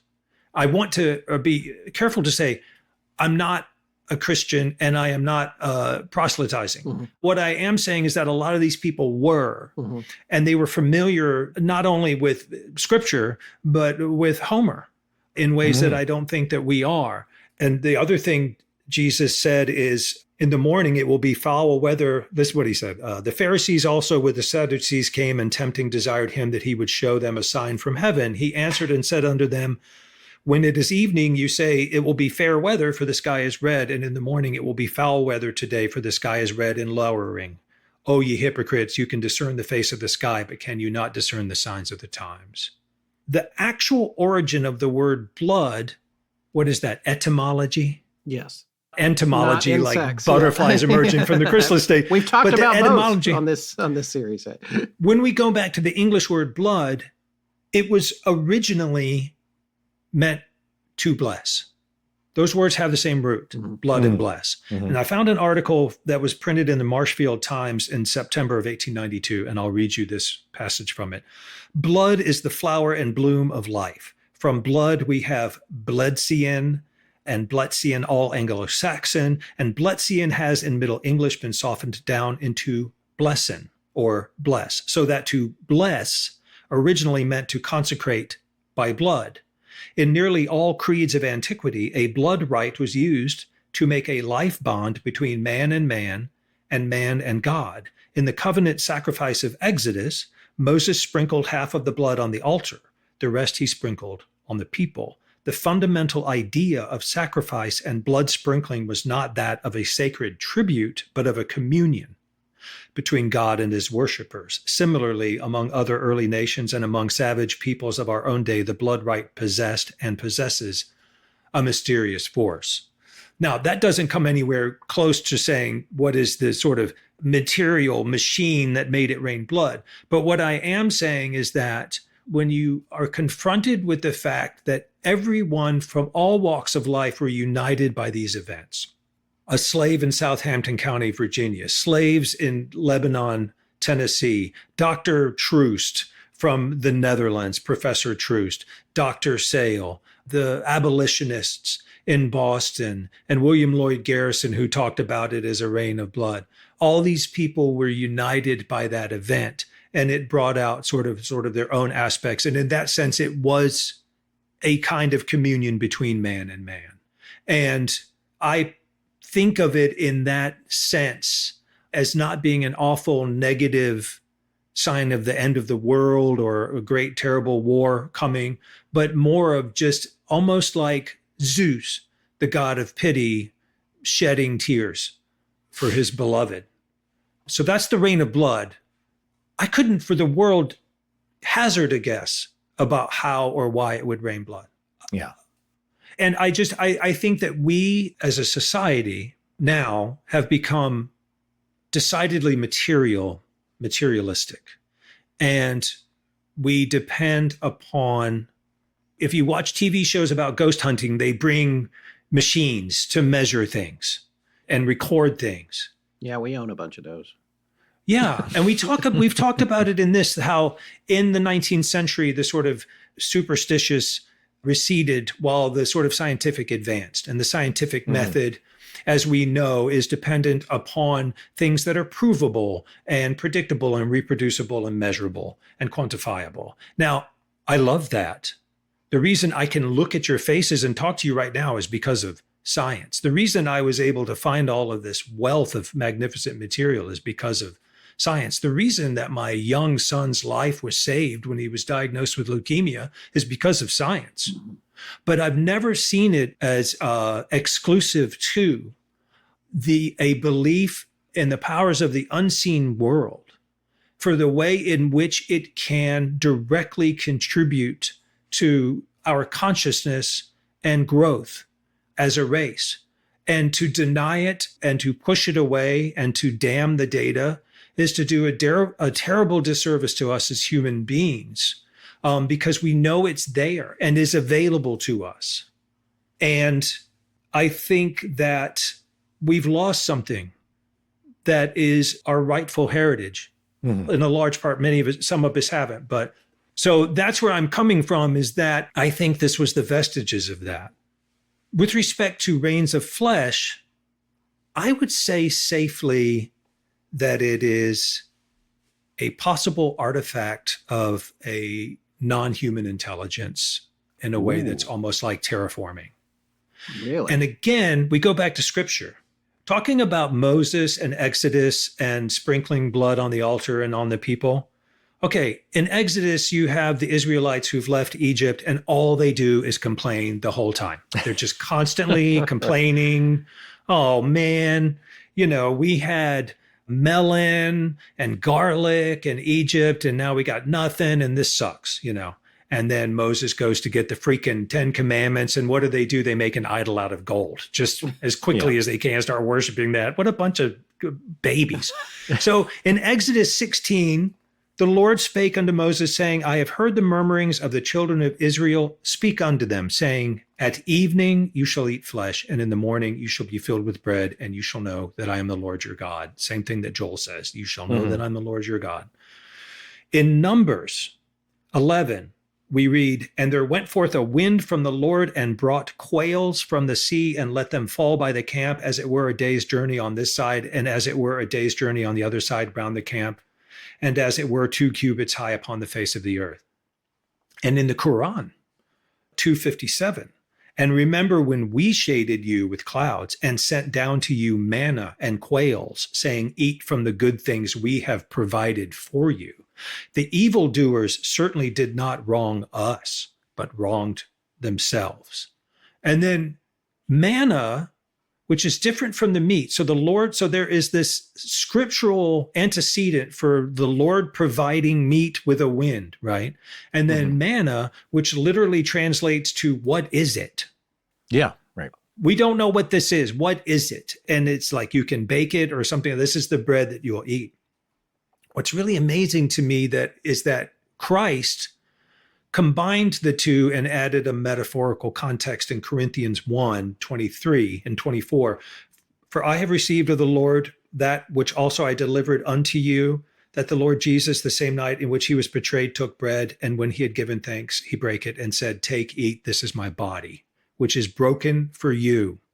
So, the last fall of flesh was in 1880, 15 years after the end of the Civil War, maybe 50 or 60 years after the industrial age had commenced, heading into the sort of scientific age. It is possible I allow the fact that there was maybe some kind of generative, terraforming, providing of edible meat that would fall for whatever reason and by whatever mechanism as directed by a non-human intelligence, if we can be so broad as to call people's concept of God a non-human intelligence. I can see that. And then the type of meat that fell, again, is of this earth, but not readily identifiable. It's all edible. It's all fresh. Let me remind you, it's all of a certain size. It's small. It doesn't weigh that much. It's thin. It's in strips. It's a little bit of fat. It's fresh. It has to do with offal that is quite edible, like livers and brains, as well as muscle, lung, and it's always fresh. In Macon, Georgia in 1842, this is an account they gave. They went and found the ground strewed with what appeared to them to be pieces of meat varying from the size of an ounce ball to larger than a hen's egg. These pieces were very moist and as red as blood or anything else could make them, and the grass, cotton, and whatever they came in contact with was stained as with blood. Now, here's what's interesting. In the Sampson County event in North Carolina in 1850, the paper that initially reported that event printed this, and this was in response to somebody saying it was vomiting birds. It was putrid flesh vomited up by vultures. And this is what? This is the Fayetteville, North Carolinian on May 4th, 1850.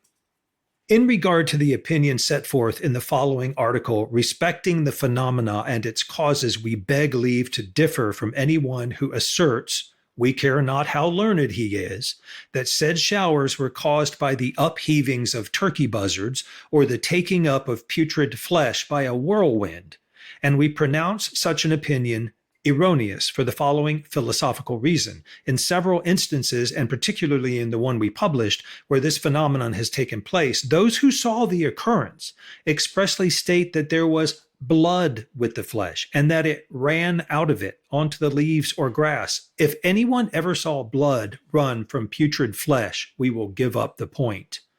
Flesh and blood is as distinct from putrid flesh as milk is from Bonnie Clabber. And I had to look up Bonnie Clabber, and it's soured milk. Okay. It's kind of a dumb explanation, but there does seem to be almost a mechanism by which this stuff falls. If it's from a red cloud or if it's nothing at all, in terms of the freshness of the material, the size and shape of the material, the manner in which it falls, like snow or hail, and the area of effect. And as my partner Emrys pointed out, even if no one was there to witness it, it's great compost. Yeah. it's a great organic supplement to the soil if you happen to be into some kind of terraforming. And those are my conclusions. Wow. Thank you for that. That was fascinating and thorough and really well thought out, as is everything you do. Let me ask you this, though. If you think that this is perhaps coming from some higher form of being, some intelligence, something, some mechanism, something is making this happen. It's not a factor of weather and biology, is what you're saying. Yes, in the way that we apprehend it now, it's not something where we're like, this is a tornado or a water spout. Things that we understand. Yeah, this is not a thunderstorm. But then again, now we're starting to get into what is the definition of natural. Well, yeah, that's and so as is all the paranormal. Normal versus paranormal. What is normal versus and what is paranormal versus supernatural? In that, one, paranormal might be a phenomenon that we don't understand, that it's a natural earth process. Yes. Even like electronic fog, we always point to, or portals that open up that involving ley lines and earth energy that is on such planetary scales that it's warping and doing things we have we cannot fathom at this point, but may one day, whereas supernatural is an act by, it's basically cosmic magic that you'll never explain. It is just something that the gods do or God does. Aren't cell phones magical to anyone who lived before 1980? The idea of a cell phone is utter magic. Right. But in a process built on, technology built up on things that we can now understand that were not fathomable back in the old days, whereas a voice from the heavens, which comes from nowhere, but it's suddenly in your head, or it speaks through the clouds and there's trumpets, things like, I'm talking about biblical kind of things where now that is supernatural. And there may be it may be based upon physics that we know of, or subatomic particles, or things that operate in nature that we as of yet have no control over, but operate on those principles, columns of fire, still talking biblically, that happen, but they are of a supernatural cause. And that you're right, it is magic. Whereas I always look at it as a stage magic, which a lot of debunkers, and not that they're bad, I'm just saying that a lot of them come from stage magic, strangely, because they understand how the tricks work. They get it. And like, well, no, I can do these things myself, and they appear to be very real.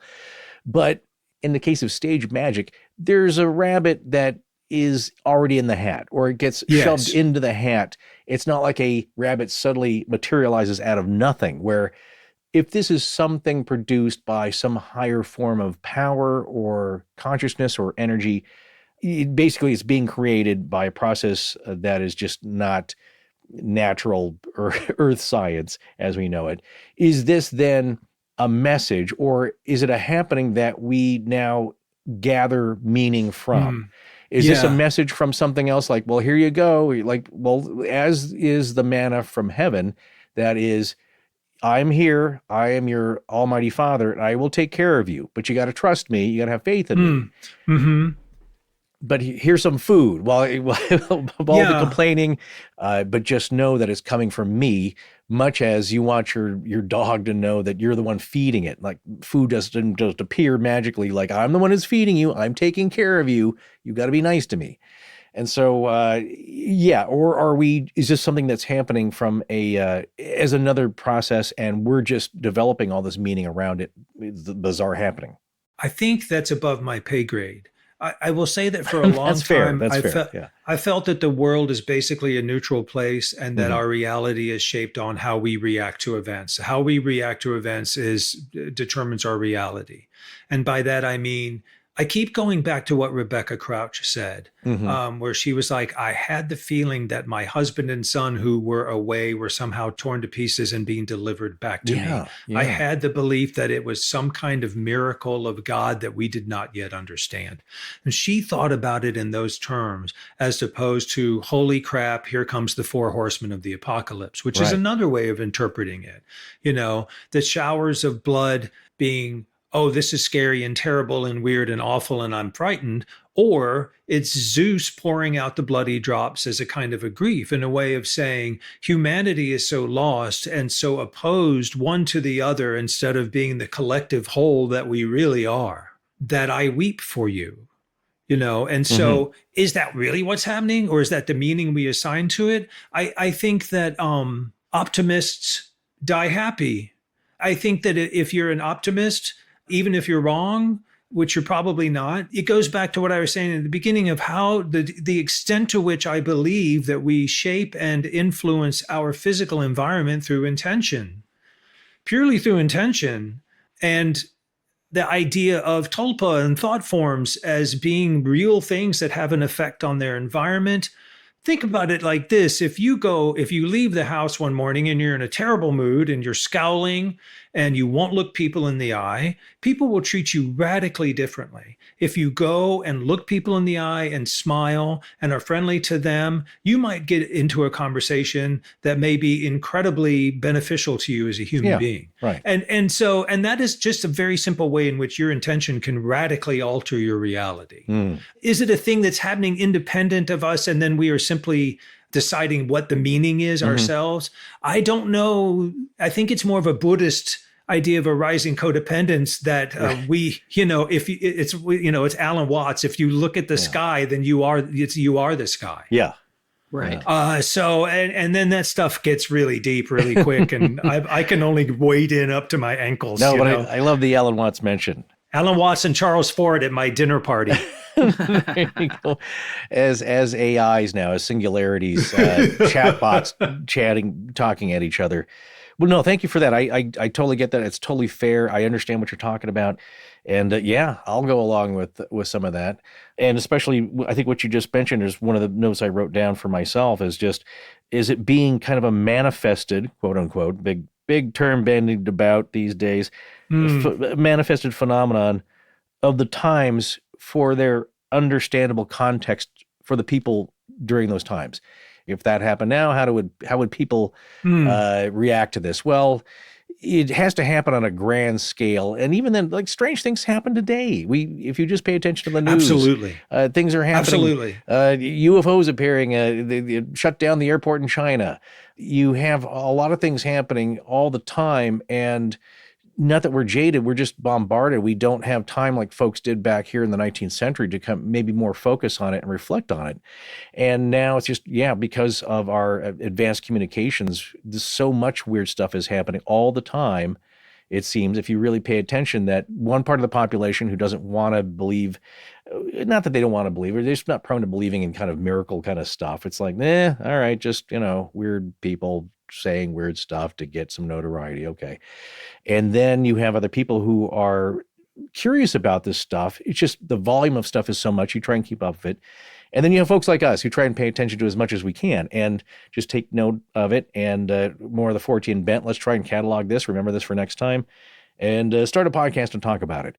I think that's exactly right. I think the word manifestation is the operative word. It's the manifestation of that time and place and those people and that society in the whatever 1600s, 1700s.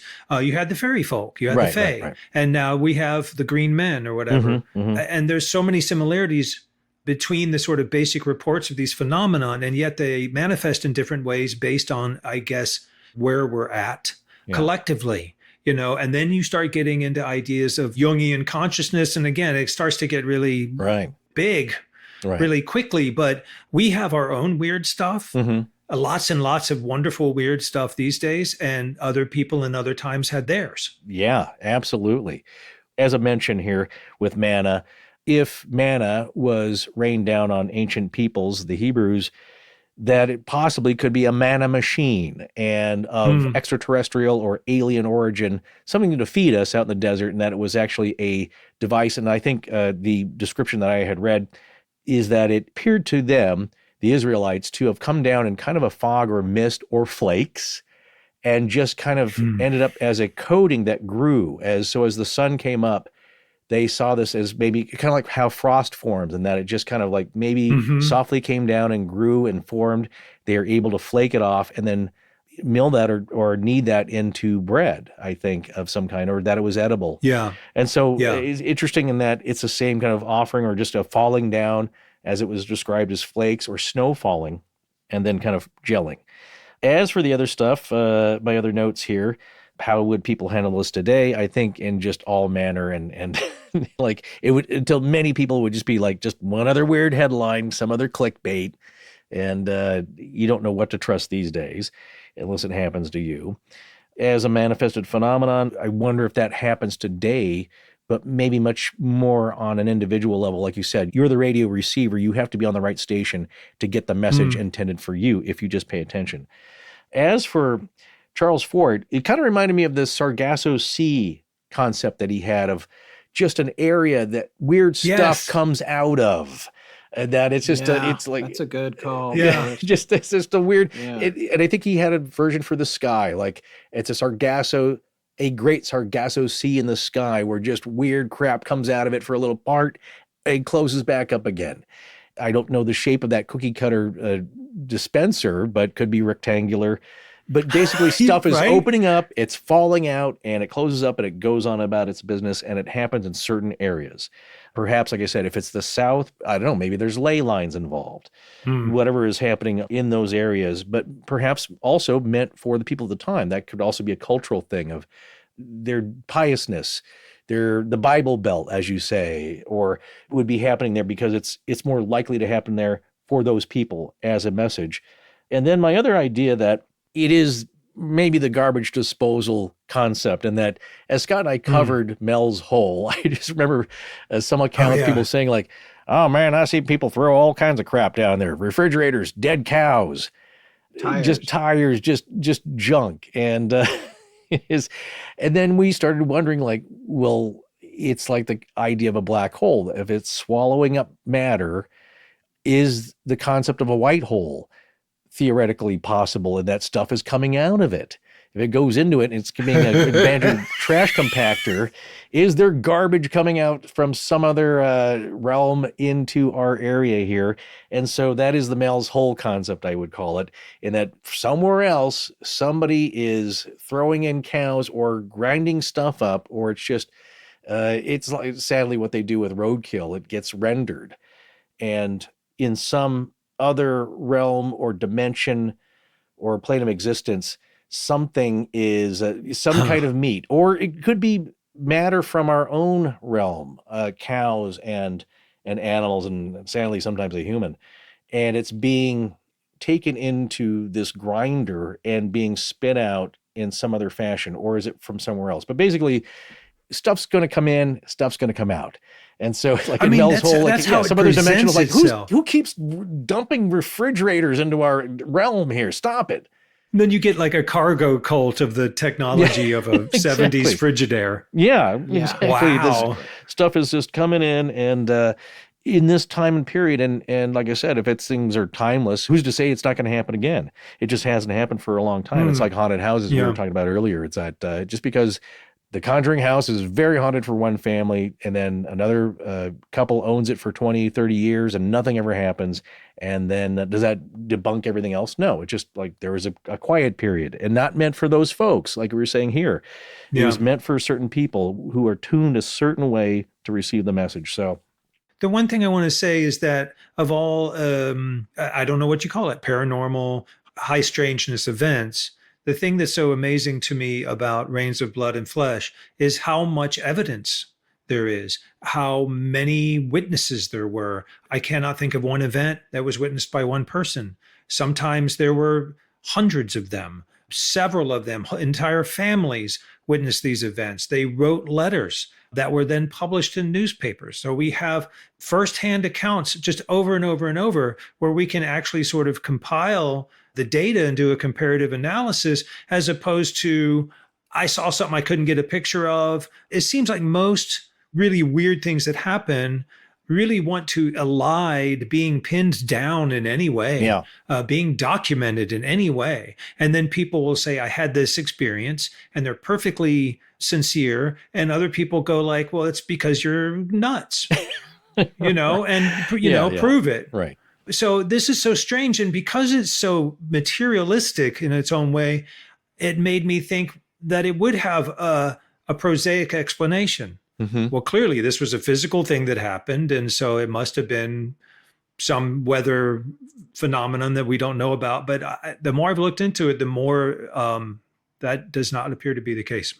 Forrest, you mentioned two things that I was planning to mention, so it just shows that we're still on the same page about stuff. One was the mana machine idea, right. And the other one was the whole black hole, white hole thing, just like this stuff coming from somewhere else. That's weird. I had that same thought.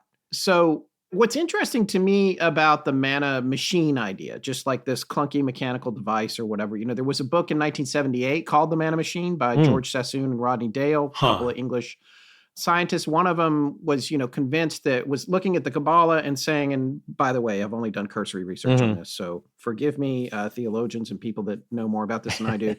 But essentially they were saying, well, when we look at the Kabbalah, what they're thinking they were seeing was like a description of God with fine hair and like this on a fiery throne and all of this. And what these guys are saying, no, this is a machine that's being described.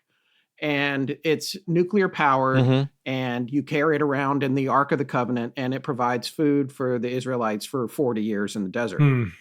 And so there's this whole idea of it being a machine, and that the descriptions, it's being described in an unusual way because they don't understand it, because it's so beyond the scope of their comprehension, like you were talking about technology, that they're describing it, they're anthropomorphizing it a little bit, when in reality it's this machine that's making algae, is what they were saying, which is like a kind of algae that would grow and that sort of thing, which is interesting. Then we come back to the Nostoc idea, and we come back to this whole other thing, because when I look at my ideas about this, one of them was that these long strips that are like rectangular and a certain number of yards wide and long, and it seems to always be almost always rectangular. Every now and then you hear one what's like, well, this was a circular area, or it was this many square miles, but people are just estimating. They're not going out with tape measures back then. But they're sort of guessing.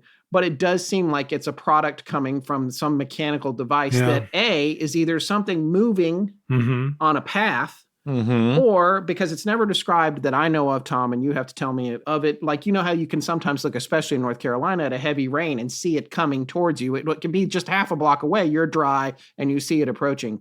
I don't hear anything about that being described. It's just sort of it's like, here we are, it's falling on this area now for X amount of time, which instead of something traveling in the sky, if this was a mechanical device, it's more like what Forrest said with his white hole. It's a portal. It's a trope, a paranormal trope, but a portal is a door is opening up in the sky, Monty Python style, and all this crap is just falling out of it. Right. Yeah. And so there's that too. But like, we did promise UFOs in part 1. So I do want to mention, especially lately with all the disclosure stuff going on, and Jeremy Corbell, who is actually a friend of ours, has been on our show. He's the one releasing all this amazing footage that he tends to spend years vetting the stuff from the military.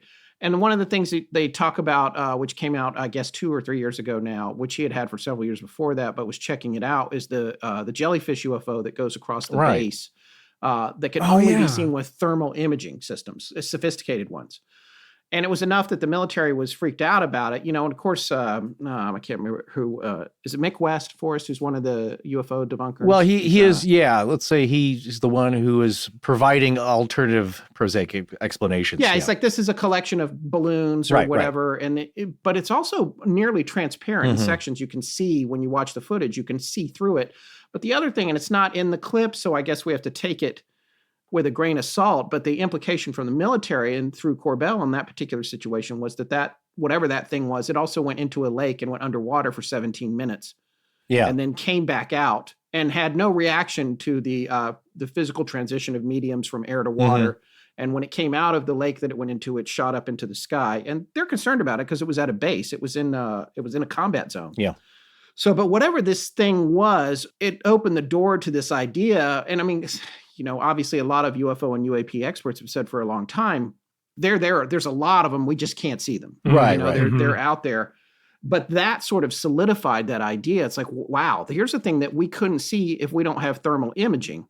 So then you get to this whole, like, what I call the War of the Worlds thing, which is, the scary, and I'm talking about the Tom Cruise one where the machines are chewing up the people and spitting them out. Yeah, which is, very scary. Terrifying movie, actually. But that idea, those are rains of blood coming down from those UFOs. Right. And like the idea that maybe there's something there and it's collecting wildlife and doing experiments on it. And I was like, oh, we're done with that. And it's not even with malice. It's just like these labs that torture animals for, put lipstick on them or whatever and see if it stings their eyes, or, it's just like, well, let's see what this says. All right, we're done. We don't need to put this back in the woods where we found it. Just spit it out through as Forrest said, the disposal. It's compost it. Yeah, compost. If there's cattle mutilations, and what's often described is that all the blood is drained with no drops of blood on the ground. People have seen fresh mutilations in deep snow with not a drop of blood around. So they're taking the blood, and then a lot of times organs are said to have been missing or collected. Yes. Without any reproductive organs, a lot of times. Ears, too. The organs that are taken, well, you could tell a lot from a liver that is taken. So, in partially coming back, all these organs, what was also described with these cows, a lot of times ranchers will say, yeah, the ribs were broken on one side of the cow, not as if it fell over or got attacked by predators. It dropped from a good height. It dropped, it was disposed of. And that's happened at Skinwalker, too. Yeah, or things are turned inside out. So my point is that if you're taking this stuff and you just need a few cell samples, not the whole liver, like you're spitting it back out. It's like any ship, what do? You dump the refuse, you jettison the refuse out of the torpedo tubes. And there's limited space. Yeah, it's like when the Imperial cruiser spat out all the trash and the Millennium Falcon floated away with it. Right. That's like what's happening here. It's like what's going on in that situation. You mentioned Forrest in part 1, Snippy the horse. That's 1967. I'll read from Wikipedia on that. The horse's head and neck had been skinned and defleshed, and the body displayed cuts that to King, who was the person that found it, looked very, or maybe an investigator, I can't remember, looked very precise. No blood was at the scene. And according to Harry, another witness, I guess, there was a strong medicinal odor in the air. Later reports came out, I remember reading that Snippy had bullet wounds, poor horse, in its butt. Yeah. But, these two guys came out and said, we did that after it was dead. Right. It did not have the bullet wounds. But when you see the picture of it online, it's like the whole neck, there's no flesh from the neck up. So it's like, what happened? No, and a piece of, I'm not sure if it was Snippy, but this could have been another rancher. And if you want a good overview and segment on it, check out Seth Breedlove's and Small Town Monsters on the Trail of. It's one of the episodes there where they actually meet the woman who, she's got the platform in Colorado. They talk to her that somebody. Yeah, the UFO observation. Yeah, and they see the they actually see Snippy on display. Yeah, she's on Snippy's on display, but our good friend Shannon LeGros, they interview her, and so you get to see that well covered. But in one of the cases, I'm not sure it was Snippy, but like a vertebrae was taken, and not from out the back where you would think it would be taken from. It was somehow just retrieved the long way, let's say. So when all this stuff is happening, it's gotten rid of, and that's a possibility. And we promised you UFOs, so there you go. The thing about this is I expected us to get into it and us to spend this time with Tom, and for me to go, oh, you know what, this is probably what it is. We're all misinterpreting it. Or you think with some of these events where there's only one or two things that have happened, it's like, well, something weird happened, and then other people imagined that was happening when they saw something similar. But there are so many of these, as Tom said, and so many witnesses, it's impossible to believe that it's all mistaken. And it's impossible to believe that it's all hoaxes. Again, to the very poignant idea that in the case of slaves hoaxing it, why on earth would folks that are already in such a horribly risky situation take a chance on doing something elaborate like that? When the penalty is death for getting caught, especially playing a trick on the masters. So it's like there's all of that stuff that makes it seem very, very real. And the more you look at it, the more unexplainable it feels. And the one thing, the last thing that I wanted to say, and this is something that I had mentioned to you earlier, Tom, in our Google Doc that we were working on here, is that you mentioned in part 1 about early Christian writings and being interested in those and in textual critics of those writings. And what that made me think about in between us working on part 1 and part 2 is when you said, how the less that a story makes sense, probably the more accurate the account is. And that makes sense because obviously if you're regurgitating information or you're trying to impart a story or you're polishing it in subsequent versions of the Bible or whatever religious text that you have, it's going to get more and more to what was the original message of this or what do we think it was. And then, of course, the people that are actually doing the rewriting can't keep themselves out of it. So that's caught up in it. Yeah. And that was an aha moment for me. I mean, this is a big fat duh, but I was thinking about how that relates to folklore and legend and all the things that we've covered. And Forrest and I have talked about this. It's not always, the story isn't always wrapped up in a neat bow. The legend doesn't play out in a 3-act structure. Stories like the Jersey Devil, the Pied Piper, things it starts out really, really weird. And then everyone puts their narrative on it. Mm-hmm. They put their throwdown on it. And it's like, no, that's what this was. This is telling us X, Y, and Z. And for me, the stories I like that we've covered, the legends I've enjoyed some of the most, are the most ridiculously absurd ones, like Sam the Sandown Clown, the Cisco Grove, like robot aliens spewing smoke at a guy in a tree, the Van Meter Monster, which is basically like a pterodactyl. Like, those are so weird that, going back to the theory that you're mentioning, or the idea of these textual critics, is like, they seem almost more real to me because it's so crazy. But then I think about, too, Terry Lovelace, who's been on our show and talked about abduction. One of the things that he mentioned, either in his books or in one of his appearances on our show, he's been on twice, I think, was how things that would appear to him or to people that wrote into him for his book, a collection of people having similar experiences, were intentionally made to be kind of silly or unbelievable, so that the person, whenever they would try to recount it, would not be believed. Or if they were a child, it would be a childlike thing that they experienced, like these two girls who thought they saw a merry-go-round floating in a field, or these circus monkeys came in Terry's case. And it's like, no, who's going to believe me that a bunch of circus monkeys came in my room in the middle of the night? Which then begs the question, why don't they want you to be believed when you tell this story? And so, like, it all just becomes part of that great big picture. And what I wanted to ask you, Tom, is, like, when you say that you're interested in early Christian writings and the text, like the people being critical of it and that idea that you brought up, like, can you give an example of that? I like to read Bart Ehrman, who teaches religion at the University of North Carolina, and he is a biblical textual critic, which is not something I really understood. What he says is, we have more copies of the New Testament than any other work, more than Cicero and Pliny and Plutarch, way more. But they're in like 7 or 8 different languages and spanning centuries, and some are the size of a credit card and some are, book length. And there are, between them, hundreds and thousands of contradictions. Why? Well, the reason is that there were no photocopiers, there were scribes. And so every time a copy was made, there was a large chance that it would be different. Most of these differences were the result of just error, just a misspelling, a mistake on the part of the copier. And other changes were corrective. Like early Gospels got some stuff wrong. The Greek was bad. They got some facts wrong about who was doing what when, and later scribes would just fix it. But then some of the additions were to conform with canon. And he gives this example in his book, Lost Christianities. He says, this is Bart Ehrman, some textual changes can be important for interpretation. For example, the earliest manuscripts of the Gospel of Mark end at 16:8 with the report that the women fled Jesus' empty tomb in fear and told no one what they had seen or heard. But later manuscripts append an additional 12 verses in which the resurrected Jesus appears before his disciples and delivers a remarkable speech in which he says, among other things, that those who believe in him will be able to handle venomous snakes and drink deadly poison without suffering harm. And what Ehrman is saying is that those are not original verses, because who would leave those out?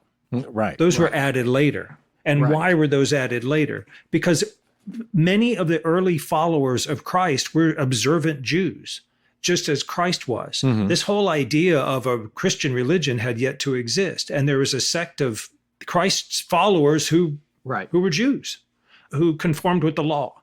But by the time you get to the Gospel of John, a couple hundred or 100 or so years later, it's I am the light and the way and resurrected Jesus and the Redeemer of sins. That does not appear in early Gospels. He's a rabbi. There's nothing about resurrection in early Gospels. So what I characterized as strange earlier is simply that which does not conform to canon. And I think that's what you're talking about, that Sam the Sandown Clown is so completely bananas weird. Yeah. That he does not conform to canon. He jars you out of, that's a ghost of a person who lived and is now dead, or any of the sort of like pat sort of narrative explanations that we come up with, or a pat scientific explanation that we can come up with. Because when you exist in that space of not knowing, but being open to it, that's when the knowledge can enter.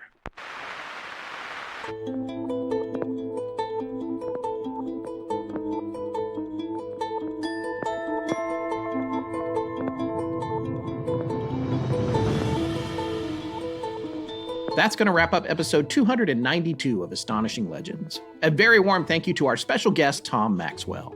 Find links to his book, the research he shared with us, essays on Bloodfalls, and his upcoming podcast Shelved in our show notes. We'll be back on October 12th for our first show of the spooky season. Find and subscribe to the other shows from the Astonishing Legends Network, The Midnight Library, Scared All the Time, and Richard Haddam's Paranormal Bookshelf. We have links to all of them in our show notes. Our show is edited by Sarah Voorhees-Wendell at VW Sound and co-produced by Tess Feifel, who is also head of research and the social media manager. Our technical producer is Ed Vocola, or as we call him, the Mechanic. Special thanks to our announcer, John Bolin. Hi, I'm Hannah. Hi, I'm Dewey Yates. Hi, I'm Charlotte Underwood, and I give permission to Astonishing Legends to use my voice however they see fit. However they see fit. Hannah. Hannah. I understand this is with no implied promise of present or future compensation. Our theme, which is available as a ringtone, was composed by Judson Crane at foundermusic.com.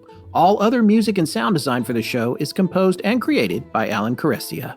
Our logo was created by Tommy Beaver Design, and our animated graphics for social media and YouTube are done by Joshua Sloan at deadstreetproductions.com. Many episodes have transcripts available. For ones that don't, you can request them by emailing transcripts@astonishinglegends.com. Astonishing Legends would not be possible without you, our listeners. Visit our store at astonishinglegends.com or interact with us and other listeners on Instagram, Twitter, Discord, Facebook, and YouTube. You can also visit us at patreon.com/astonishinglegends, where patrons have access to commercial-free versions of the show and additional bonus content, including the Patreon-exclusive show, The Astonishing Junk Drawer. If you're new to Patreon, you can save money by signing up on the web through a browser or using an Android device rather than Apple's App Store, where Apple is now charging a 30% markup on signups through iOS. No part of this show may be reproduced anywhere without permission. Copyright Astonishing Legends Productions. Good night.